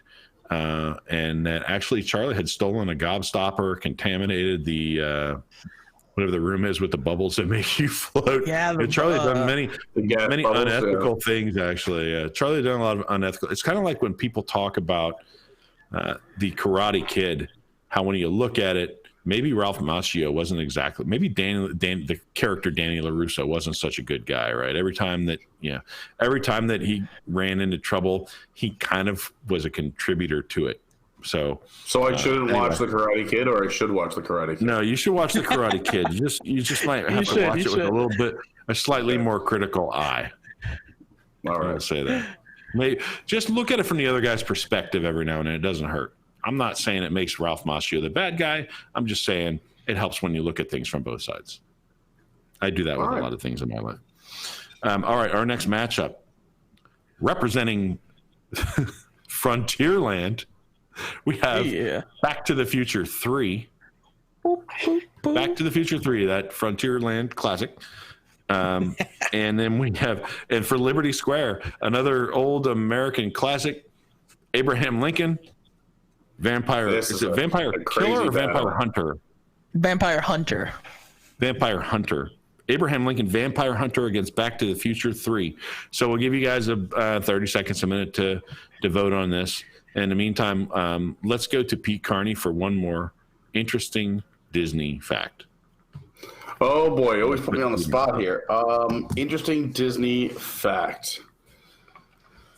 Oh, what's a good one? Well, I mean, I'm sure anyone who has taken a ride in the Skyliner knows how much property was bought up by Walt Disney and his lawyers when he created those fake companies and purchased all that land. Before the Sentinel broke the news, Walt Disney was buying property and real estate prices skyrocketed. But before that happened, he was able to secure enough land that's roughly the size of 2 Manhattans or San Francisco. And as promised by the Disney company, 1/3 of that will always remain for conservation, which I think is very neat. So we have a ton of land here. I think currently, if you look, they're only using about 1/3 of it, and 1/3 will be used for conservation. So they essentially could double in size if they wanted to. So fun Disney fact. They have a lot of land. Thank you very much. This has been a fun Disney fact from Pete Carney. Toast to you, my friend. Thank you. It looks like Back to the Future 3 is running away with this. So our Frontierland nominee, Back to the Future 3, advancing to the Final Four. It's definitely its first Final Four. So that will be an interesting first-timer matchup between Willy Wonka and Back to the Future 3, representing Frontierland. All right. Things just get tougher here. We're going to move down the list, and our next matchup from the Main Street USA bracket, we have The Music Man, the classic Robert Preston film of the Marion Williams musical. Is that the guy? I don't know. Anyway, I don't know that much, but I know Robert Preston was in it. The Music Man, that is a classic Main Street USA type of movie. And we're going against the Tomorrowland representative, Apollo 13, starring Tom Hanks, one of America's favorite actors, currently afflicted with COVID-19. Our thoughts and prayers go out to you, Mr. Hanks. Thank you very much for all the entertainment you've provided. We wish you well, you and your wife well, down there in Australia with this. They're actually back in L.A. Are they back?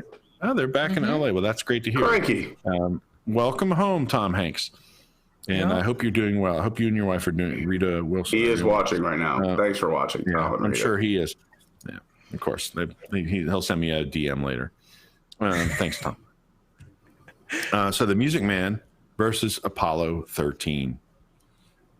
Now, we have not established any voting criteria. So, for instance, you do not have to vote based on whether or not this dovetails nicely into whatever land it represents, so that this is a better representative of the land that it's representing. Just, you could pick the movie for any reason you want to. Again, that's Music Man and Apollo 13. We have we'll give you about another 30 seconds.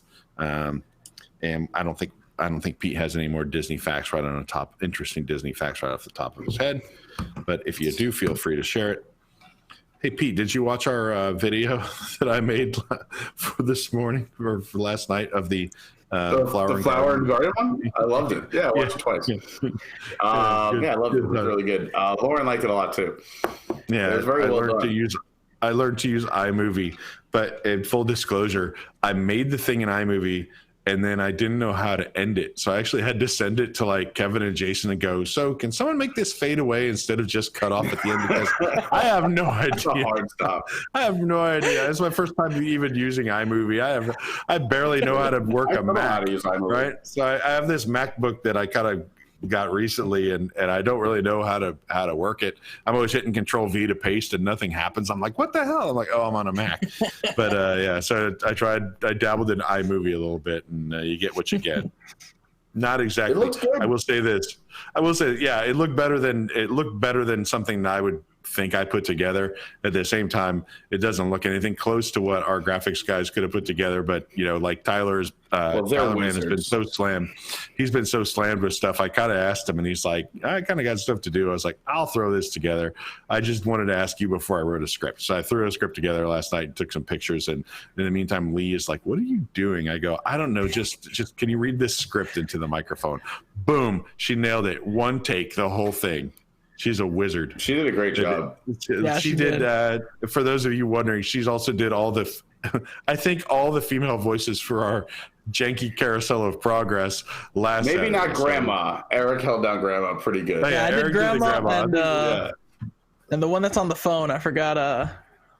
Her friend that's on the phone. Winifred or something like that. All right, how are we doing on the voting? Music Man versus Apollo 13. Apollo's taking this. Yeah, this is kind of a landslide. I'm going to go ahead. Apollo 13 is going to the next round.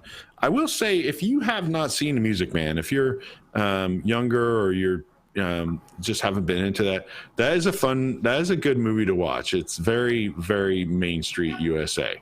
It's the most Main Street USA movie I could think of, which is probably why they play the music from it on Main Street. But it's a great one. It's a lot of fun. I don't know who's streaming it right now. I know, I'm pretty sure Back to the Future 3 we can see on Netflix. We might validate these towards the end of where you can actually find these movies streaming, since we're all. I haven't seen half of these, so I'm excited to watch them myself. Yeah. All right, our last matchup. You ready for this? This is our hub, which represents all of Disney World, against Toontown matchup. This one might be a close one. I'm not sure. Representing the hub, we have an American classic starring Chevy Chase, Beverly D'Angelo, Anthony Michael Hall, Randy Quaid. I don't know who's in it. Vacation, an American classic. If you haven't seen it, you got to watch it. I'm sure it's on some of these streaming platforms. I'm sure most people have seen it. If you haven't, you can watch it on great Hulu. movie to watch, but you shouldn't. Vacation available on Hulu right now. And so if you have a Disney Plus, some of the Disney Plus accounts have Hulu Plus included. Is that right? I don't know. Yes, some of them. I've never opened a Hulu app. We have Disney Plus in the house. I don't know if we have the one that gets you Hulu, and I also have an ESPN Plus account separately. So that kind of I'm probably paying the Walt Disney Company a little more money than I should be, but that's okay. They really could use it right now. Vacation against Space Jam, starring Michael Jordan, a great Michael Jordan, and of course he's most associated with his sidekick, not Scottie Pippen, but Bugs Bunny, right? Bugs Bunny. Michael Jordan and Bugs Bunny and the gang team up again. And who do they play against? I forget what's the name of the team they play against there. Say it again. Is it the Monstars? Yeah. Yeah, the Monstars. So, Michael Jordan, the Monstars never stood it. I mean, honestly, they did really well considering they were up against Michael Jordan. Yeah. I have no ill will for them. So, someone told me it's Command V. Is Command the same as Control? I don't even know on a Mac. Let me look. Yeah, it would be the same. No, it's different. Control and Command are different. So I think Command is like the Alt key. So maybe I need to hit Alt-V instead of Control-V. Maybe that's how I paste in a Mac. Well, actually, really no. know. Alt is Option. Okay, then I don't know. I know how to right-click and paste. I'm just doing that for now. Yeah, honestly, I 3-2. don't even know. 3-2. Vacation versus Space Jam. Now it's 3-3. All right, we have a tie with Space Jam and Vacation. I knew it was going to be close. Let's leave voting open for about another 20 seconds or so. Oh, the year's packed. I like Eric's practicing Space Jam moves. Jam.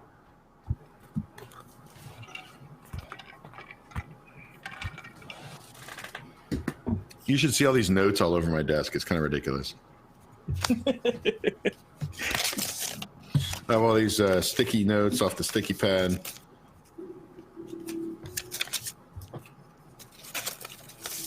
Oh, Vacation's up by 2. Vacation's up by 2. All right, we're going to leave it open for about another 15 seconds. Do you guys need me to do it again so you vote? Yeah, do some notes. I like it. Got a globetrotter. By the way, Curly Neal, famous Harlem Globetrotter, passed away about 2 days ago. Yeah. So rest in peace, Curly Neal. He was a great one. He was one of my favorites. When I was a kid, the Globetrotters were a big deal. I think they're not as big a deal as they used to be, but they were household names in the maybe in the 80s, early 80s, early mid 80s. I don't know. But I remember Curly Neal and Meadowlark Lemon. They had Lynette Woodard, who was the first female Globetrotter. Back in the day, they had Will Chamberlain. They had some big names back in the day. Now I couldn't name one Globetrotter. I wish I could.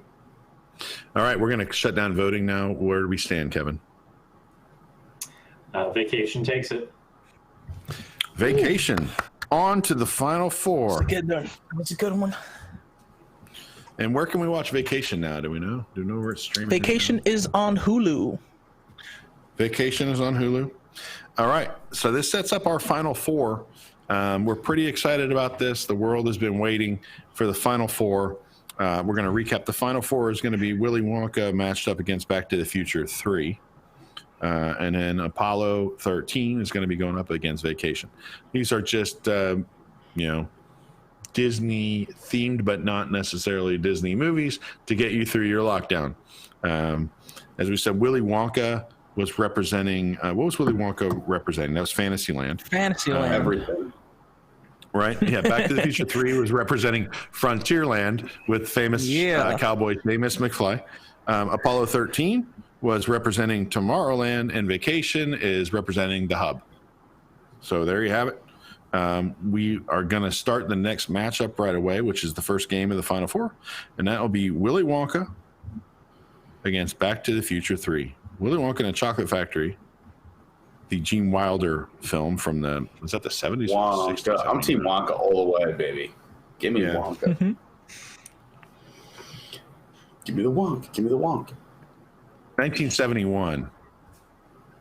Same year as the Walt Disney World opened. So, yeah. What a year. I want to see when it was released. I want to see when in 1971 it was released. Let's see.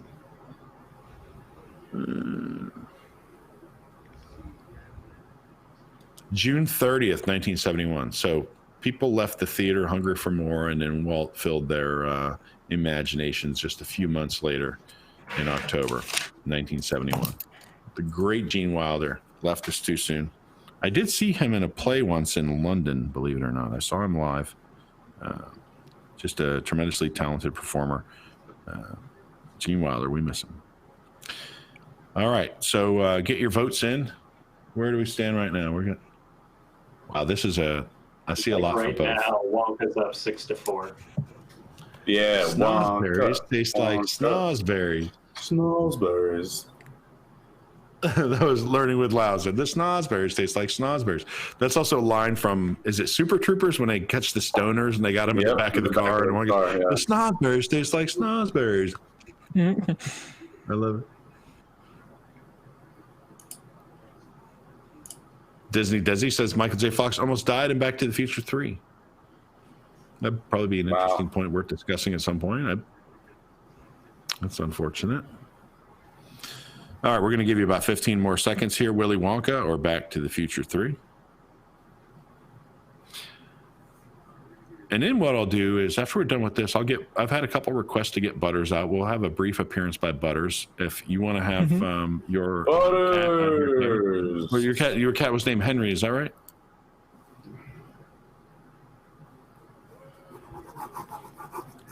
If you have a pet, bring it. But right now, Willy Wonka versus Back to the Future 3. Where do we stand? Somebody watching the tally? I think Michael J. Fox just had a write-in vote. Oh, man. That is not cool. That is not cool. So, Well, Caitlin said wonky. I don't know if that was an insult of us or a vote for Wonka, but either way, Wonka's ahead. I pretty much have been the Wonka. grandparents from Willy Wonka this entire quarantine. Okay. So, on to the finals. We have Willy Wonka and the Chocolate Factory representing Fantasyland. And that brings us to the Apollo 13 representing Tomorrowland against Vacation, which represents the hub. So go ahead and let's get our votes going. We'll give you about a minute to vote Apollo 13 versus Vacation.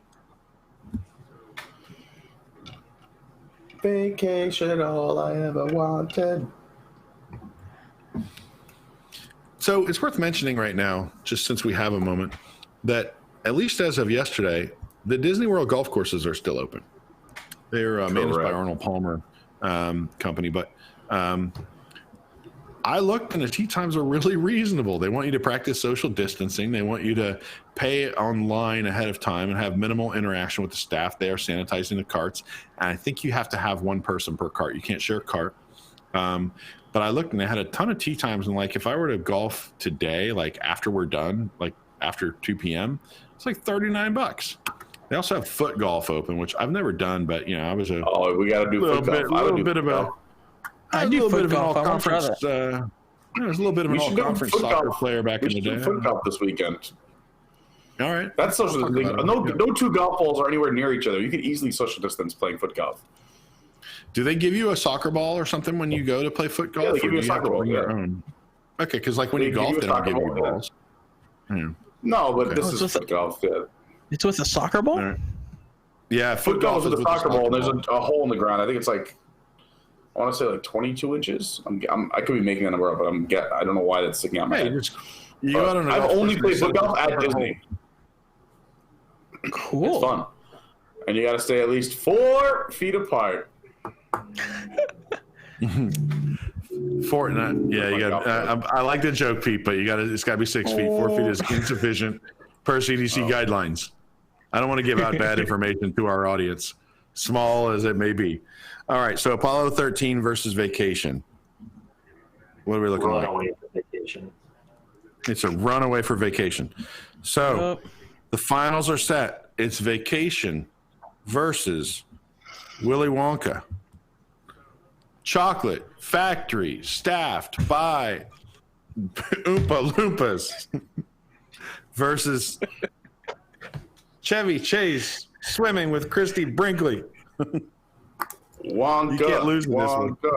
So let's go ahead and starting now. Go ahead and start entering your votes. We'll give you about a minute, and we'll determine what the best shut-in movie is that we can loosely associate with the Disney parks. Willy Wonka and the Chocolate Factory starring Gene Wilder, or Vacation starring Chevy Chase. Get those votes in. I don't want to put you on the spot, Pete, but if you have any Disney interesting facts. Oh, wow, that looks like a Wonka bar. Right, a little bit. I did it really quick. Yeah. Is that was your counterfeit golden ticket you tried to use to get into the factory, isn't it? It did not work. I got a white ticket. I got a golden ticket. I got a notepad ticket. I kind of want to see Pete dance around like Grandpa Joe with his golden ticket. Oh, I would totally do that. I should make that video, actually. Oh, you know what? I want to make that video later today. Charlie, my cane. All right, we'll give you just a few more seconds to vote. It's our finals. We have representing Fantasyland, Willy Wonka and the Chocolate Factory, and representing the hub, Vacation. All right, let's get this wrapped up. What are we looking? What's Eric, it looking like, Kevin? I might need you and Lee to come lay in my bed, feet to face, so we can reenact the Grandpa Joe video. Yeah, that is not appropriate social distancing. How are we looking, Looks Kevin? like what we got? 8-4 for Wonka. 8-4 with Wonka beating Vacation. Is that what you're saying? Wonka, Wonka, Wonka, Wonka, Wonka, Wonka. Oh, and then I wrote Grandpa Joe videos. It looks pretty close. Yeah, it is. But one person said Vacation 3 times. Yeah, don't say Vacation 3 times. We're not that sophisticated here. We could ruin the whole process, and then it's the wrong person. This is Florida. We don't know how to the wrong studio. Well, give me a second. I'm getting a call in. Hi, what's your vote? Oh, I'm pretty sure this is Wonka. But again, very good, Mike. Calm it down. All right, so are we sure? Is this official? Are we ready to make this official? Wonka, Wonka.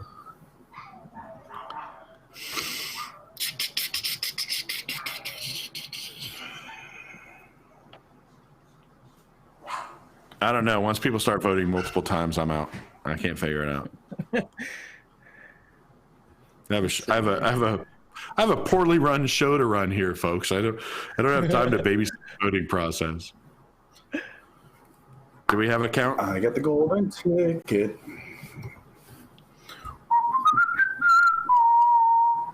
Someone voted for Vacation and then Wonka. Nice. I like a good abstain. Whoa. There's our bracket. We don't know who's going to win, but we know where north, south, east, and west is. Yeah, I'm all over the place. I don't know what to do with the voting because some people are voting twice. Some people are voting for different things, one after another. Can I plug something? Yeah. Plug What away. I'm excited about? Thursday for the Party with Pete at 11 a.m. is returning. And I just found out I will have at least 2 different entertainers from Jelly Rolls live on the show. And they will be taking requests and talking Jelly Rolls for the fans. And they'll be a part of the Party with Pete. So Thursday, 11 to 2, you're going to want to tune in. And that is exciting stuff. So I figured I'd let you guys know. That's so good. And you're all invited. Let's look at the whole schedule. What? Go ahead. The whole schedule, since we don't know how to count these votes. I'm doing a tally now. Yeah, there we go. All right. So today we have locked in with Eric Morton. You're here locked in with me now. No leaving, please. Ride Rehab Watches is tonight. What are they watching tonight? I don't remember. It was entertaining last time they did it. It was it was the bunch of Kraft bad Disney presents stuff. Something, yeah. Kraft salutes the 10th anniversary. Yeah, they're doing that. That's gonna be great. If you didn't watch last week, it's worth going back and they watched like the Disneyland 25th anniversary, was it? With Danny Kaye, featuring Danny Kaye as like every other character. So bad. Okay, March 29th, we continue, that's tomorrow at 11 a.m. We continue the attraction poster tournament. That one has been a little chaotic. I think Tom and Jason had some disagreement as to what constituted an attraction poster and what did not. Then tomorrow night, the DCOM Xenon watch along, where you can see one of the teams that was eliminated earlier in this bracket, Xenon, the girl of the 21st century. 21st century. Yeah. And okay. So, and then Monday we have Nathaniel Palma. Now, Nathaniel Palma, as far as I know, is like a former Disney ambassador, maybe a current Disney ambassador. I'm not really sure, but I know he's important and he wanted to participate in this. And Tom definitely was excited to have him on this. So that's going to be worth a watch. Cosmic Chris Reed. Chris was with us in the first hour and 15 minutes of this show. He'll be, I guess, spinning tunes. Nice. Is that what he's doing? I assume. And then on March 31st. discussion. Okay, more of a discussion. On March 31st, Colleen's Craft Corner, they're going to be making mouse ears. Colleen is very crafty. In addition to making mouse ears and all kinds of, Colleen has made a beautiful puppet theater for us, and most of the props for Walt Disney World News Tonight that you've seen before. So come watch the very talented Colleen make mouse ears. And at 8 p.m., the Cool Runnings Watch Along Man. Yes, who's Jamaica. Who's hosting? Is that you, Pete? Are you hosting that? I'm not hosting it, but I mean, I would. I don't know. They haven't gotten back to me yet, but I was like, I definitely want to. I don't know who's doing it, but I'm told by everyone I need to watch this movie.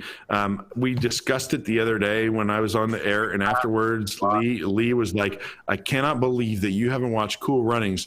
And then she started playing. What's that song? Pressure Drop. We've listened to Pressure Drop for about a half hour around the apartment. And yes. And so Pressure Drop. I know all about Pressure Drop now. I just don't really know much about the movie. I know I'm sure it's entertaining. I've probably seen part of it before, but yeah, cool to run. I mean, Pete. I mean, when there's movies that Pete has seen that I have not, it means I need to get on that's this. That's how you hit rock bottom. I've hit rock bottom. All right, do we have the final tally? The voting's been closed. Willy Wonka versus Vacation. The world wants to know. Vegas wants to know. And most of all, I want to know who won the vote between Willy Wonka and the Chocolate Factory and Vacation. Kevin, do you have a tally, or was that me? Because I have a tally here, but I just want to know. Tally ho! I had 8-4 in favor of Wonka. In favor of Wonka? Oh. Well, he had that early though. He had that early. He had that early, and I don't. Was that the adjusted total when you eliminated people who voted multiple times or people that voted for the same movie twice? Okay, what did you come up with, Eric? I came up with Vacation winning because then I just took everyone's first vote. Everyone's first vote is Vacation. Correct. I took everyone's first vote. In Florida, we have a voting controversy. This is unprecedented in the state of Florida. Does YouTube even have like a voting option that we can employ in the future? I mean, I wish. I don't think so. I think a lot of people Learning with Law voted Wonka. This is tough. I am going to have to Marco's the Vacation. Call for a runoff. The runoff in the event of a tie means that the four of us vote. If that's a tie, then Butters gets a vote. Yeah. So I'd recommend we settle it right here. The four of us. I'm going to vote for Vacation. What? I'm also voting for Vacation. First of all, we don't have a runoff because the only reason Vacation has 1 million votes is Marcos voted for Vacation 19 times. Wait, really? No, I have it right now. Carl, I'm writing down names of who voted for what, so there's no. Oh, Wonka blew this out of the water. You guys are out of your dang mind. Now I have people asking for Lee to vote. Lee gets a vote. Butters gets a vote. You better settle this now because I don't have time to go through the chat and figure this out. I don't need this kind of controversy on my reputation. We'll lose both of the viewers.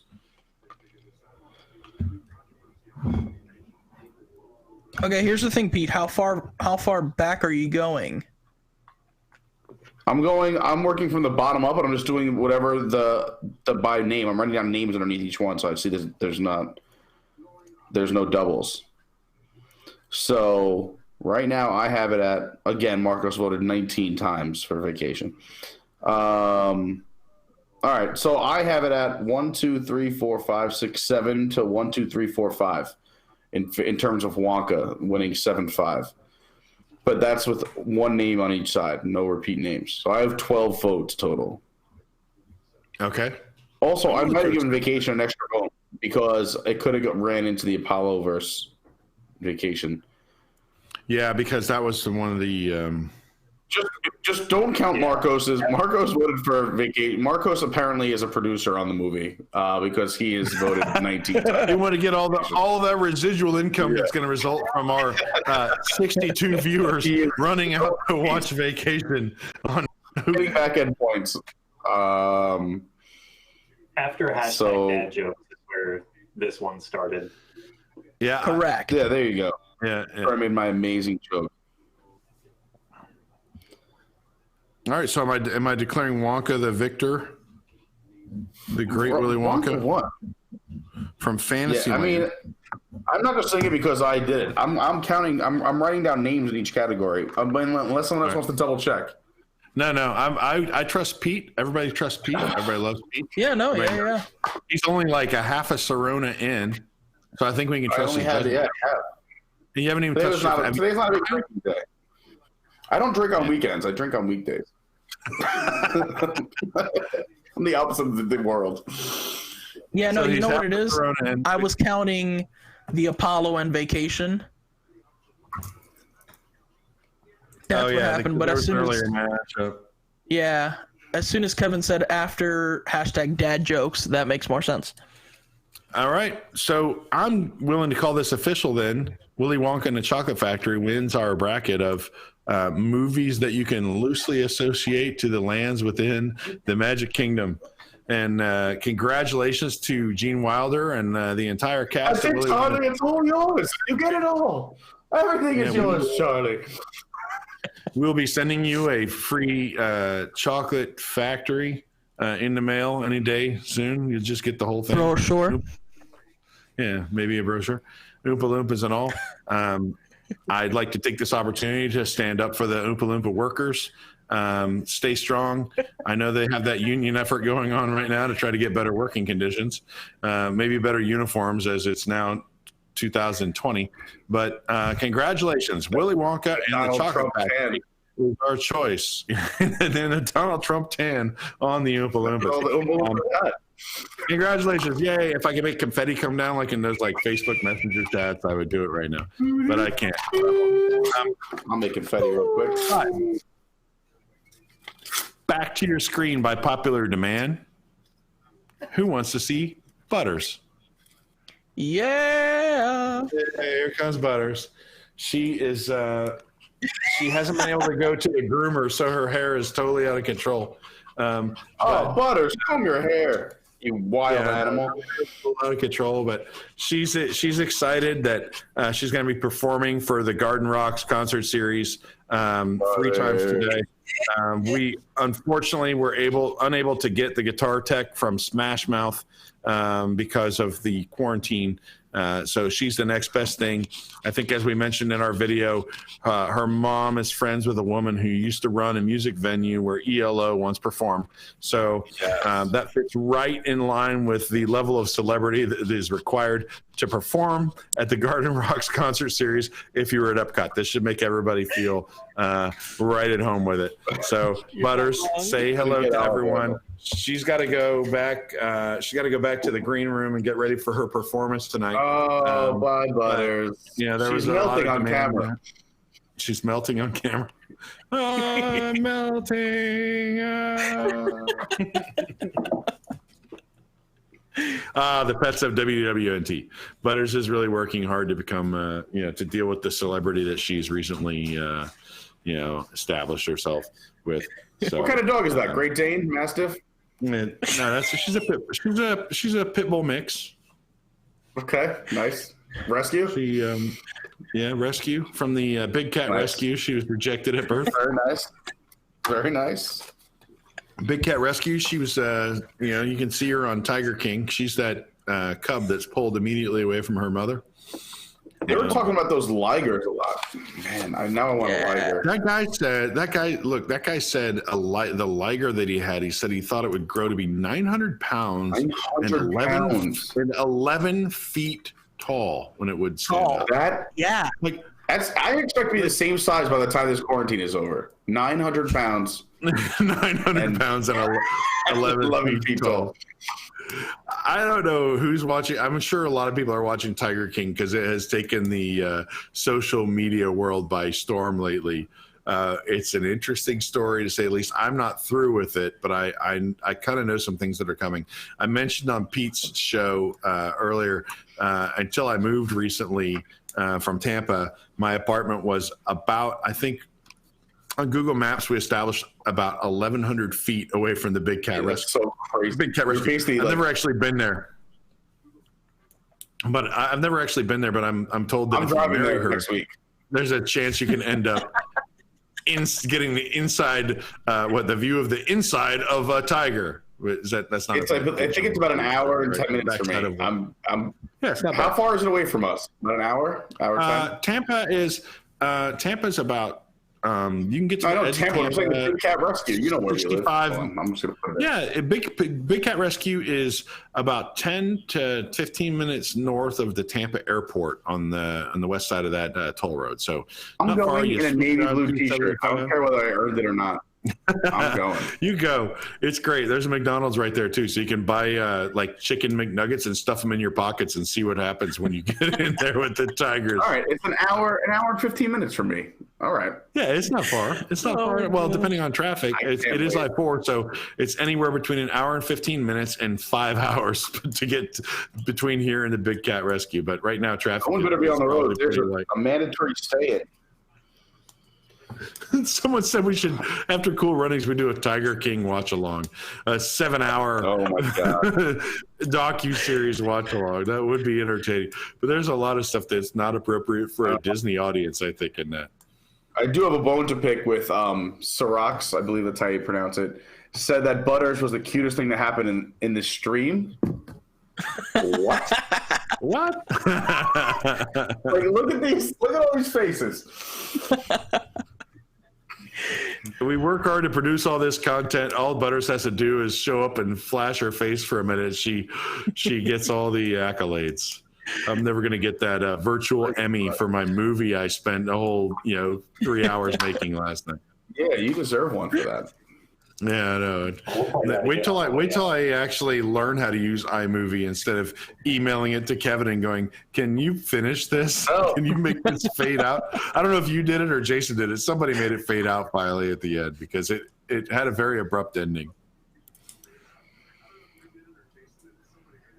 I thought you did a great job. Yeah. Oh, thank you. It was good. It's no carousel progress. We'll try to come up with something special for you guys. I'm assuming we'll be doing this again. We're going to be doing my Saturday morning show for the foreseeable future until we have something better to do on Saturdays, like go to the parks and actually report on Disney news. So I'm sure Kevin, more than the rest of us, is looking forward to that as a writer and someone that produces content instead of me, who I just do nothing and kind of make a video and hope it works. So Kevin, I know you're ready to start having things to write about. Yeah, for us and the other reporters, it's hard to report when we can't get into the parks. Yeah. You're the real MVP, though, holding down the job of running all of these shows. Yeah. Because we use software to run all these shows, and I tried to go in there with Kevin at the same time and try to learn, and I showed up a few minutes late, and I have no idea this. So we have people that know how to run shows, and those poor people are having their energy taxed by us trying to run shows nonstop to keep people entertained. And I appreciate it. We all appreciate it. Our graphics team, I know Tyler Mann has been really busy creating amazing graphics, and all of our writers and people are doing a great job. We were actually going to have more people on this show, but it didn't work out today because something happened with Jilly. What happened with Jilly? She couldn't get back to the studio. I know at one point we want to have Allison involved, our Allison 2, the new Allison. This is a show. We have 2 people named Allison, a Jill, a Jilly, and 2 Erics. So it's a little difficult. It's a little difficult to keep track of everything. We understand, guys, because it's it's not the way we drew it up. We could have all given ourselves stage names, I guess. It would have been easier, but yeah. Well, mine is a stage name. Right yeah. What is your real name? I don't say my real last name. Do some Cuban. Yeah. Yeah. Don't do it. But my stage name is Eric Wolf. Yeah. Okay. Ooh. Yeah. I like to do a stage name. I want a stage name. I know this is. Well, Pete, you had Big Irish for a minute. Big Irish that was the best whoever wrote that in. Everything that I do is people suggestions. So Big Irish was great. Someone wrote that in the chat. The Pete Silly Sideshow segment was a suggestion from somebody in a chat or in an email. So yeah, everything I do is just suggestions from other people. I party with Pete on Thursday, a suggestion from someone else, not my idea. So I'm just enjoying whatever people throw at me. I just say yes and run with it. It's funny because I'm going to be able to do a live show, and because of this show and Pete's show, they were like, think of a really clever name. And I was like, oh, man. I like the Wolf. What did you call it? The Wolf Den? Yeah, it'll be the Wolf Den. I like that. I like it. Oh, I'm going to be one of your fans. I think they have wolves actually at that redneck zoo in Oklahoma from Tiger King. They would get some footage of one of those and go over them. Do you want to go to the one in Oklahoma or just the one in Tampa? That one in Tampa is a lot easier trip, I guess. I love someone in the chat wrote the Wolf King. That is good too. The Wolf King. You see, if the Tiger King was in the one in Oklahoma, I'd go over there just to see him. Yeah. He seems like a character and a half. So should I admit this is the moment that I learned that show wasn't just some fictional Game of Thrones type thing? Oh no, this is a real American white trash drama.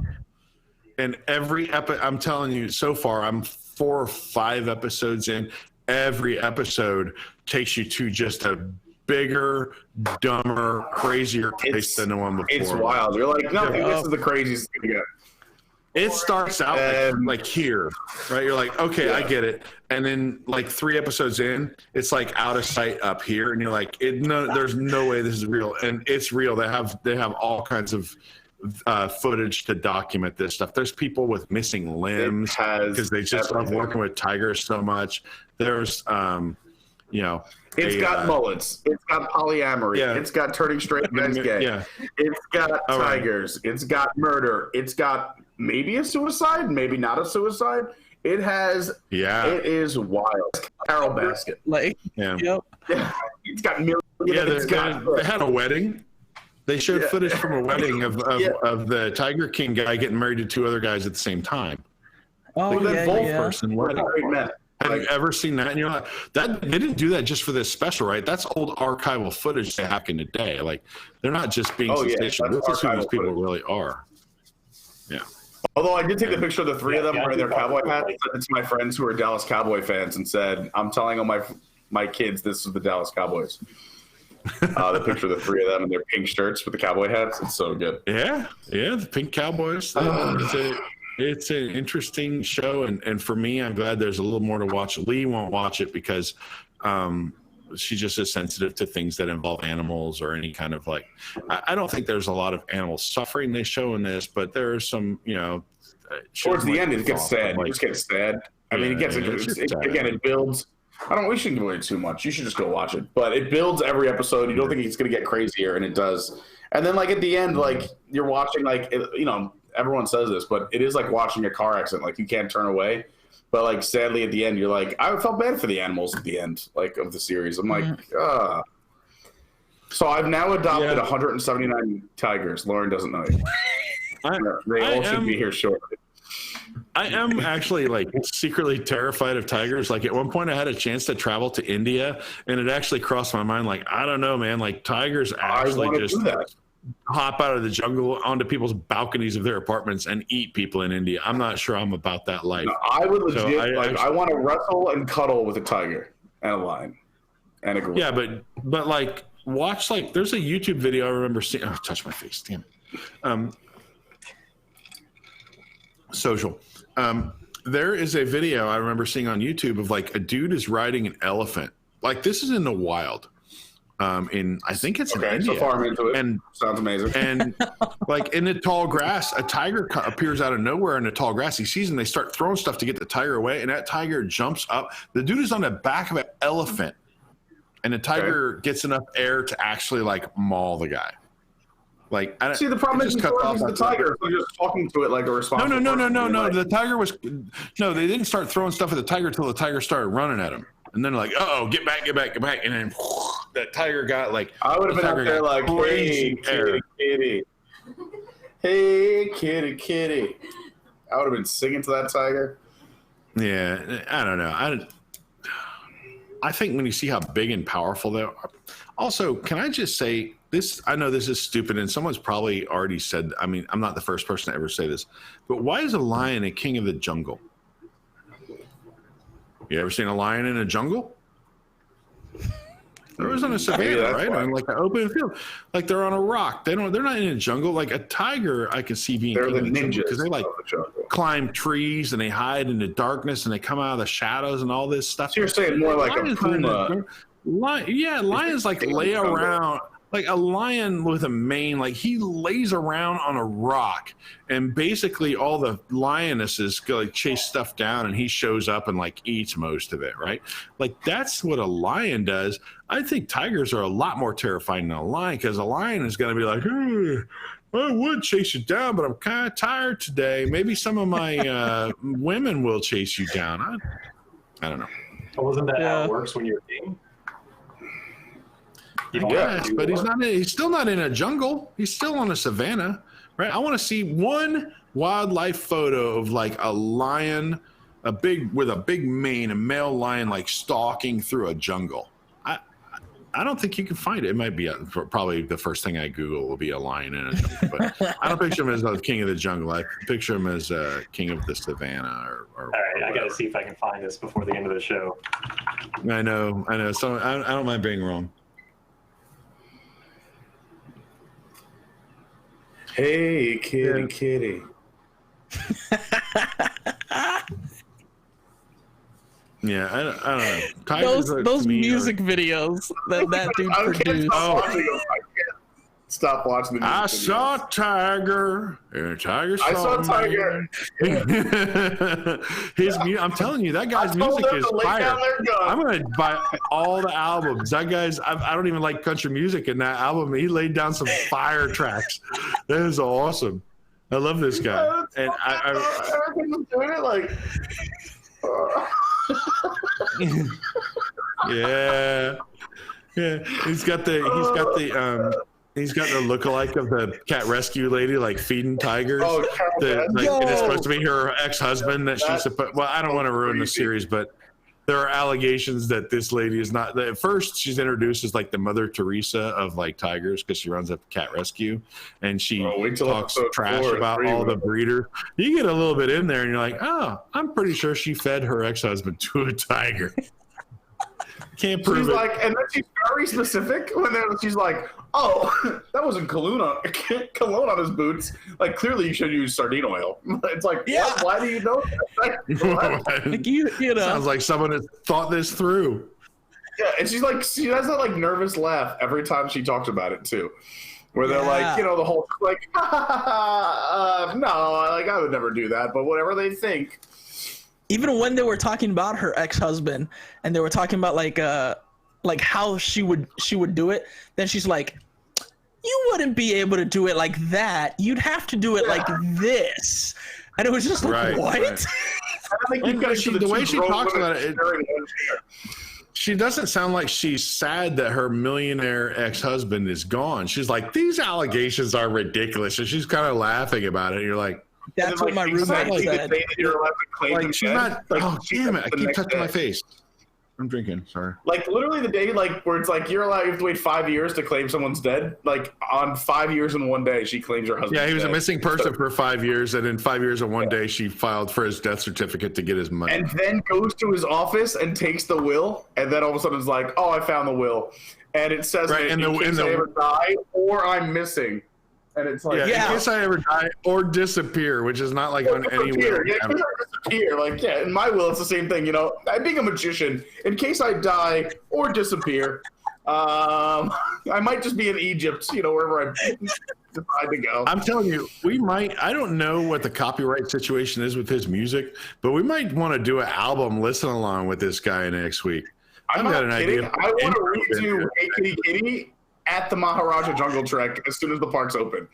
Yeah, or the I saw a tiger and a tiger saw a man. Yeah, I saw a tiger. And the tiger saw a man. That's a tiger. Is that a lion? He doesn't have a terrible voice. His voice isn't that He's a lion.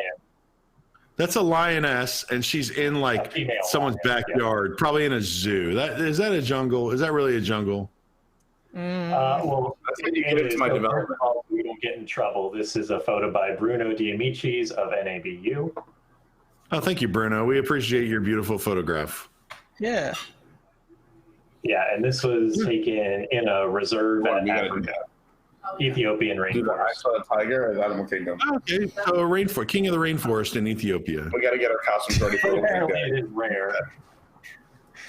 But to extend our learning, the other thing I might be wrong, but that's the first photo I've ever seen of any kind of lion in something that could possibly be construed as a jungle. So it's rare, but the whole thing comes from a Hindi word that or the Hindi word jungle, which means not an inhabited place.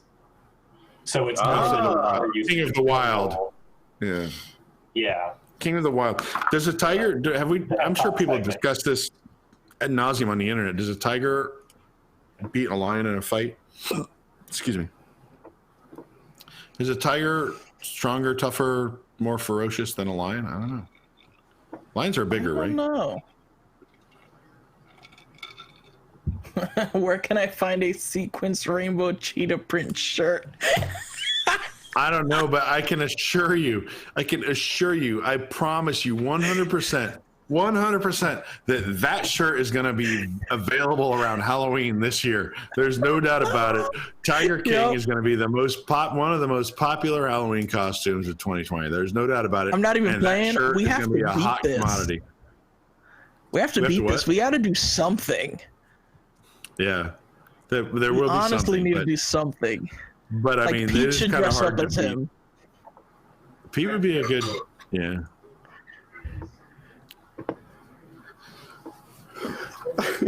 Tiger. Pete, I don't know if you were hearing, but would you be up to dressing up as the Tiger King? Yeah, of course. I'm literally planning this out in my head. I think this is great. I like his. I already said, like, Lee and Lauren for Halloween, I'm going as Joe Exotic. She's going as Carol Baskin. Like, I don't care for Halloween. Like, we're doing it. I like that his like husband guy, the one with no teeth. I don't remember his name. The one who never wore a shirt throughout the entire He's being interviewed for a documentary, and he doesn't wear a shirt. He doesn't have any teeth.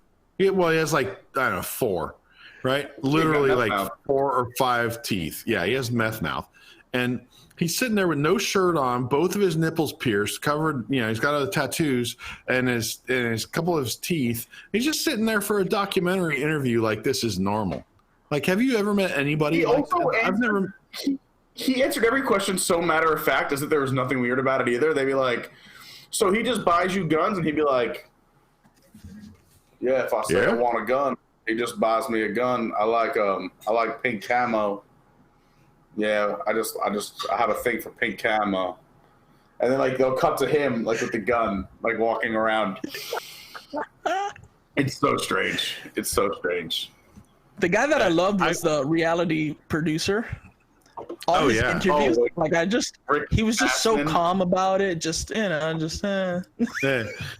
a cigarette. He's got some terrifying teeth.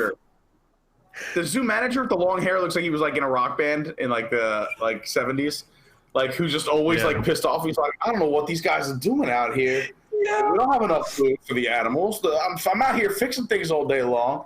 And then as soon as he got involved with Joe, everything hit the fan. Like he's trying to do his job, and he's always sitting eating some leftover Walmart meat like on an old bucket. They literally have a truck show up with meat from Walmart that like. The way they explain it is like if you go up there to buy meat at Walmart and then like your credit card gets declined, they can't just take that meat and put it back on the shelf. So they put it like back in a room of like discard meat, right? And then that's what they feed the tigers. Oh yeah, and the people who work there with. They just go, all right, here's a truck full of bad meat. Take what you want. And then the pizza place, Oh.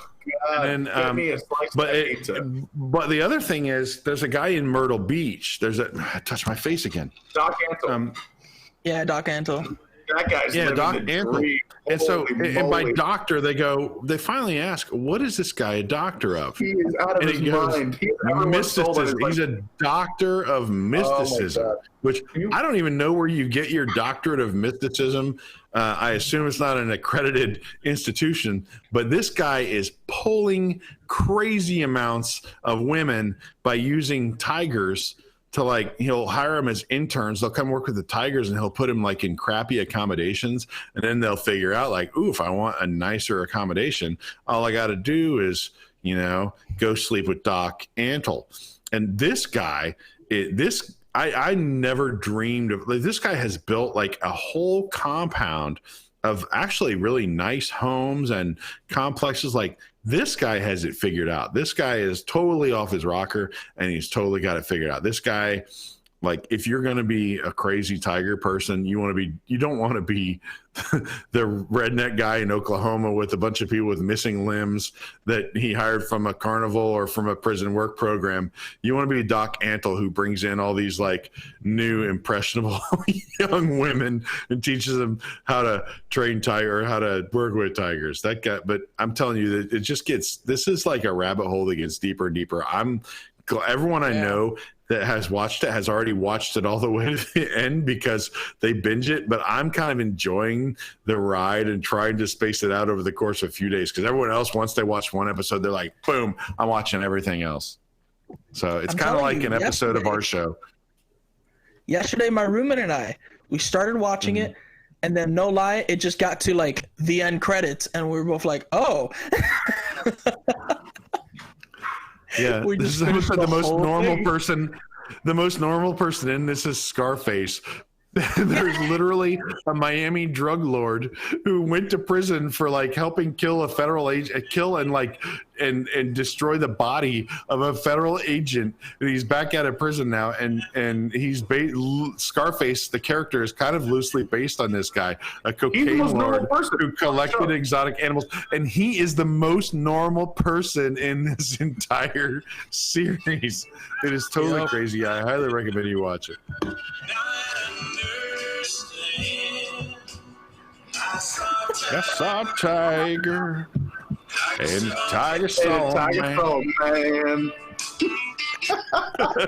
We got unbelievable. So I want to download this guy's entire music library. I'm telling you, some of it doesn't sound too bad for country music. It actually doesn't sound bad. I know. I have to put all these on immediately on my playlist to DJ. I got to remix one of these. I got to do something. Someone said they want to put this if we were redoing this show and you're redoing, instead of movies for the Magic Kingdom, you're just doing like docuseries. Someone said you want to put this up against Don't F with Cats, which was on Netflix recently. And it's another one of those that just starts out crazy. It just gets crazier. I haven't watched Don't F with Cats because I just feel like maybe I wouldn't appreciate the animal abuse in it. But from an entertainment standpoint, apparently it's similarly crazy. But this thing starts at like 7 on the crazy scale and goes like blows right past 11 to like the upper stratosphere of crazy. And I can't wait to watch the rest of it. I didn't mean to get sidetracked. I know you guys come here for the Disney content. We tried to produce some of that, but I failed a little bit here at the end because we got cut up on Tiger King. Can we talk about how we got 20% of the vote for governor? Like, that is crazy too. Anyway, what? All right, I'm done. Yeah. Watch Tiger King. Watch Tiger King on Netflix, but only when there's not this amazing content that we're providing from WDWNT for you guys. We're doing content as much as we can. Kevin, on our way out, if you can do the video that I made, that would be great, just so the people that haven't had a chance to see it yet could see it. Otherwise, we're going to have to tell you guys goodbye now. Somehow we managed to fill 3 hours with this, which is always a challenge. If you have ideas, you can email me. I'm Eric M. at WDWNT.com. You have ideas for next week's show, maybe an attraction you'd like me to do a janky version of, or a ride through, or some kind of promotional video you'd like me to make, but give me a little bit of notice because I'm not very good at this stuff, as you can see. So we want to thank you for joining us today. I want to thank all of you for joining and helping out. Eric, Pete, Kevin. I also want to thank Cosmic Chris Reed, who joined us in the first hour, and the rest of the WDWNT team. There's a lot of stuff that goes on behind the scenes to make this stuff happen. We're doing our best to kind of entertain you guys and give you something to do while most of us are quarantined or locked up. Please visit the website WDWNT.com for any news that we can find, or any of the long form stories that are coming out, or just to click and like and share with your friends some of this stuff. Like, share, comment. The more the better for us. Become a WIGS member. There's a link for that on the website, WDWNT.com. You can become a WIGS member, which is our Patreon group to financially support this organization. Again, thank you for joining us. We will see you. Right now, we're scheduled for at least next Saturday. Are you guys willing to commit to being here next Saturday? I know Kevin's in. Pete, Eric, you guys in? Next Saturday, yeah. All right. I'm down. Email me, Eric M. And it's Eric with a C, E-R-I-C. Eric M at WDWNT.com with any ideas you have. We look forward to seeing you next week. Kevin, you can take us away. Thanks, guys.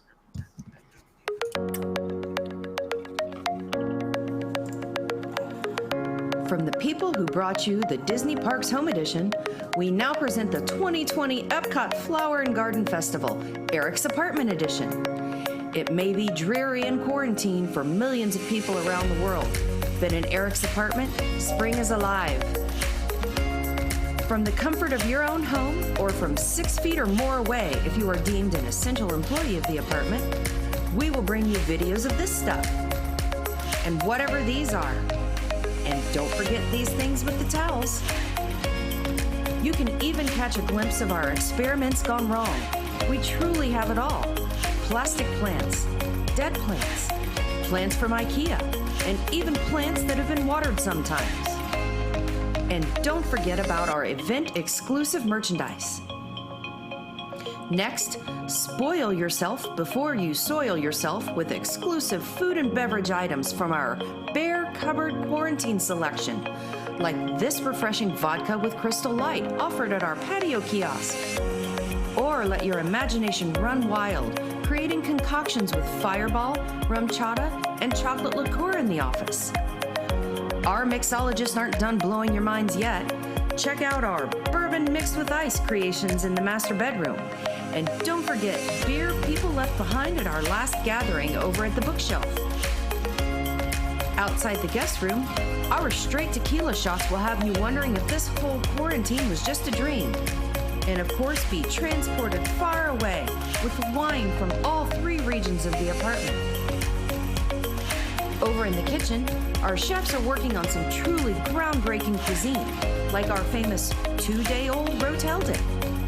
Have we teased your appetite enough? Then try some of our delicious frozen treats, which include Hot Pockets and ice cream from last Christmas. Finally, get ready to rock out at our Garden Rocks concert series, featuring Butters, whose mom is friends with a woman who used to run a live music venue where ELO once played.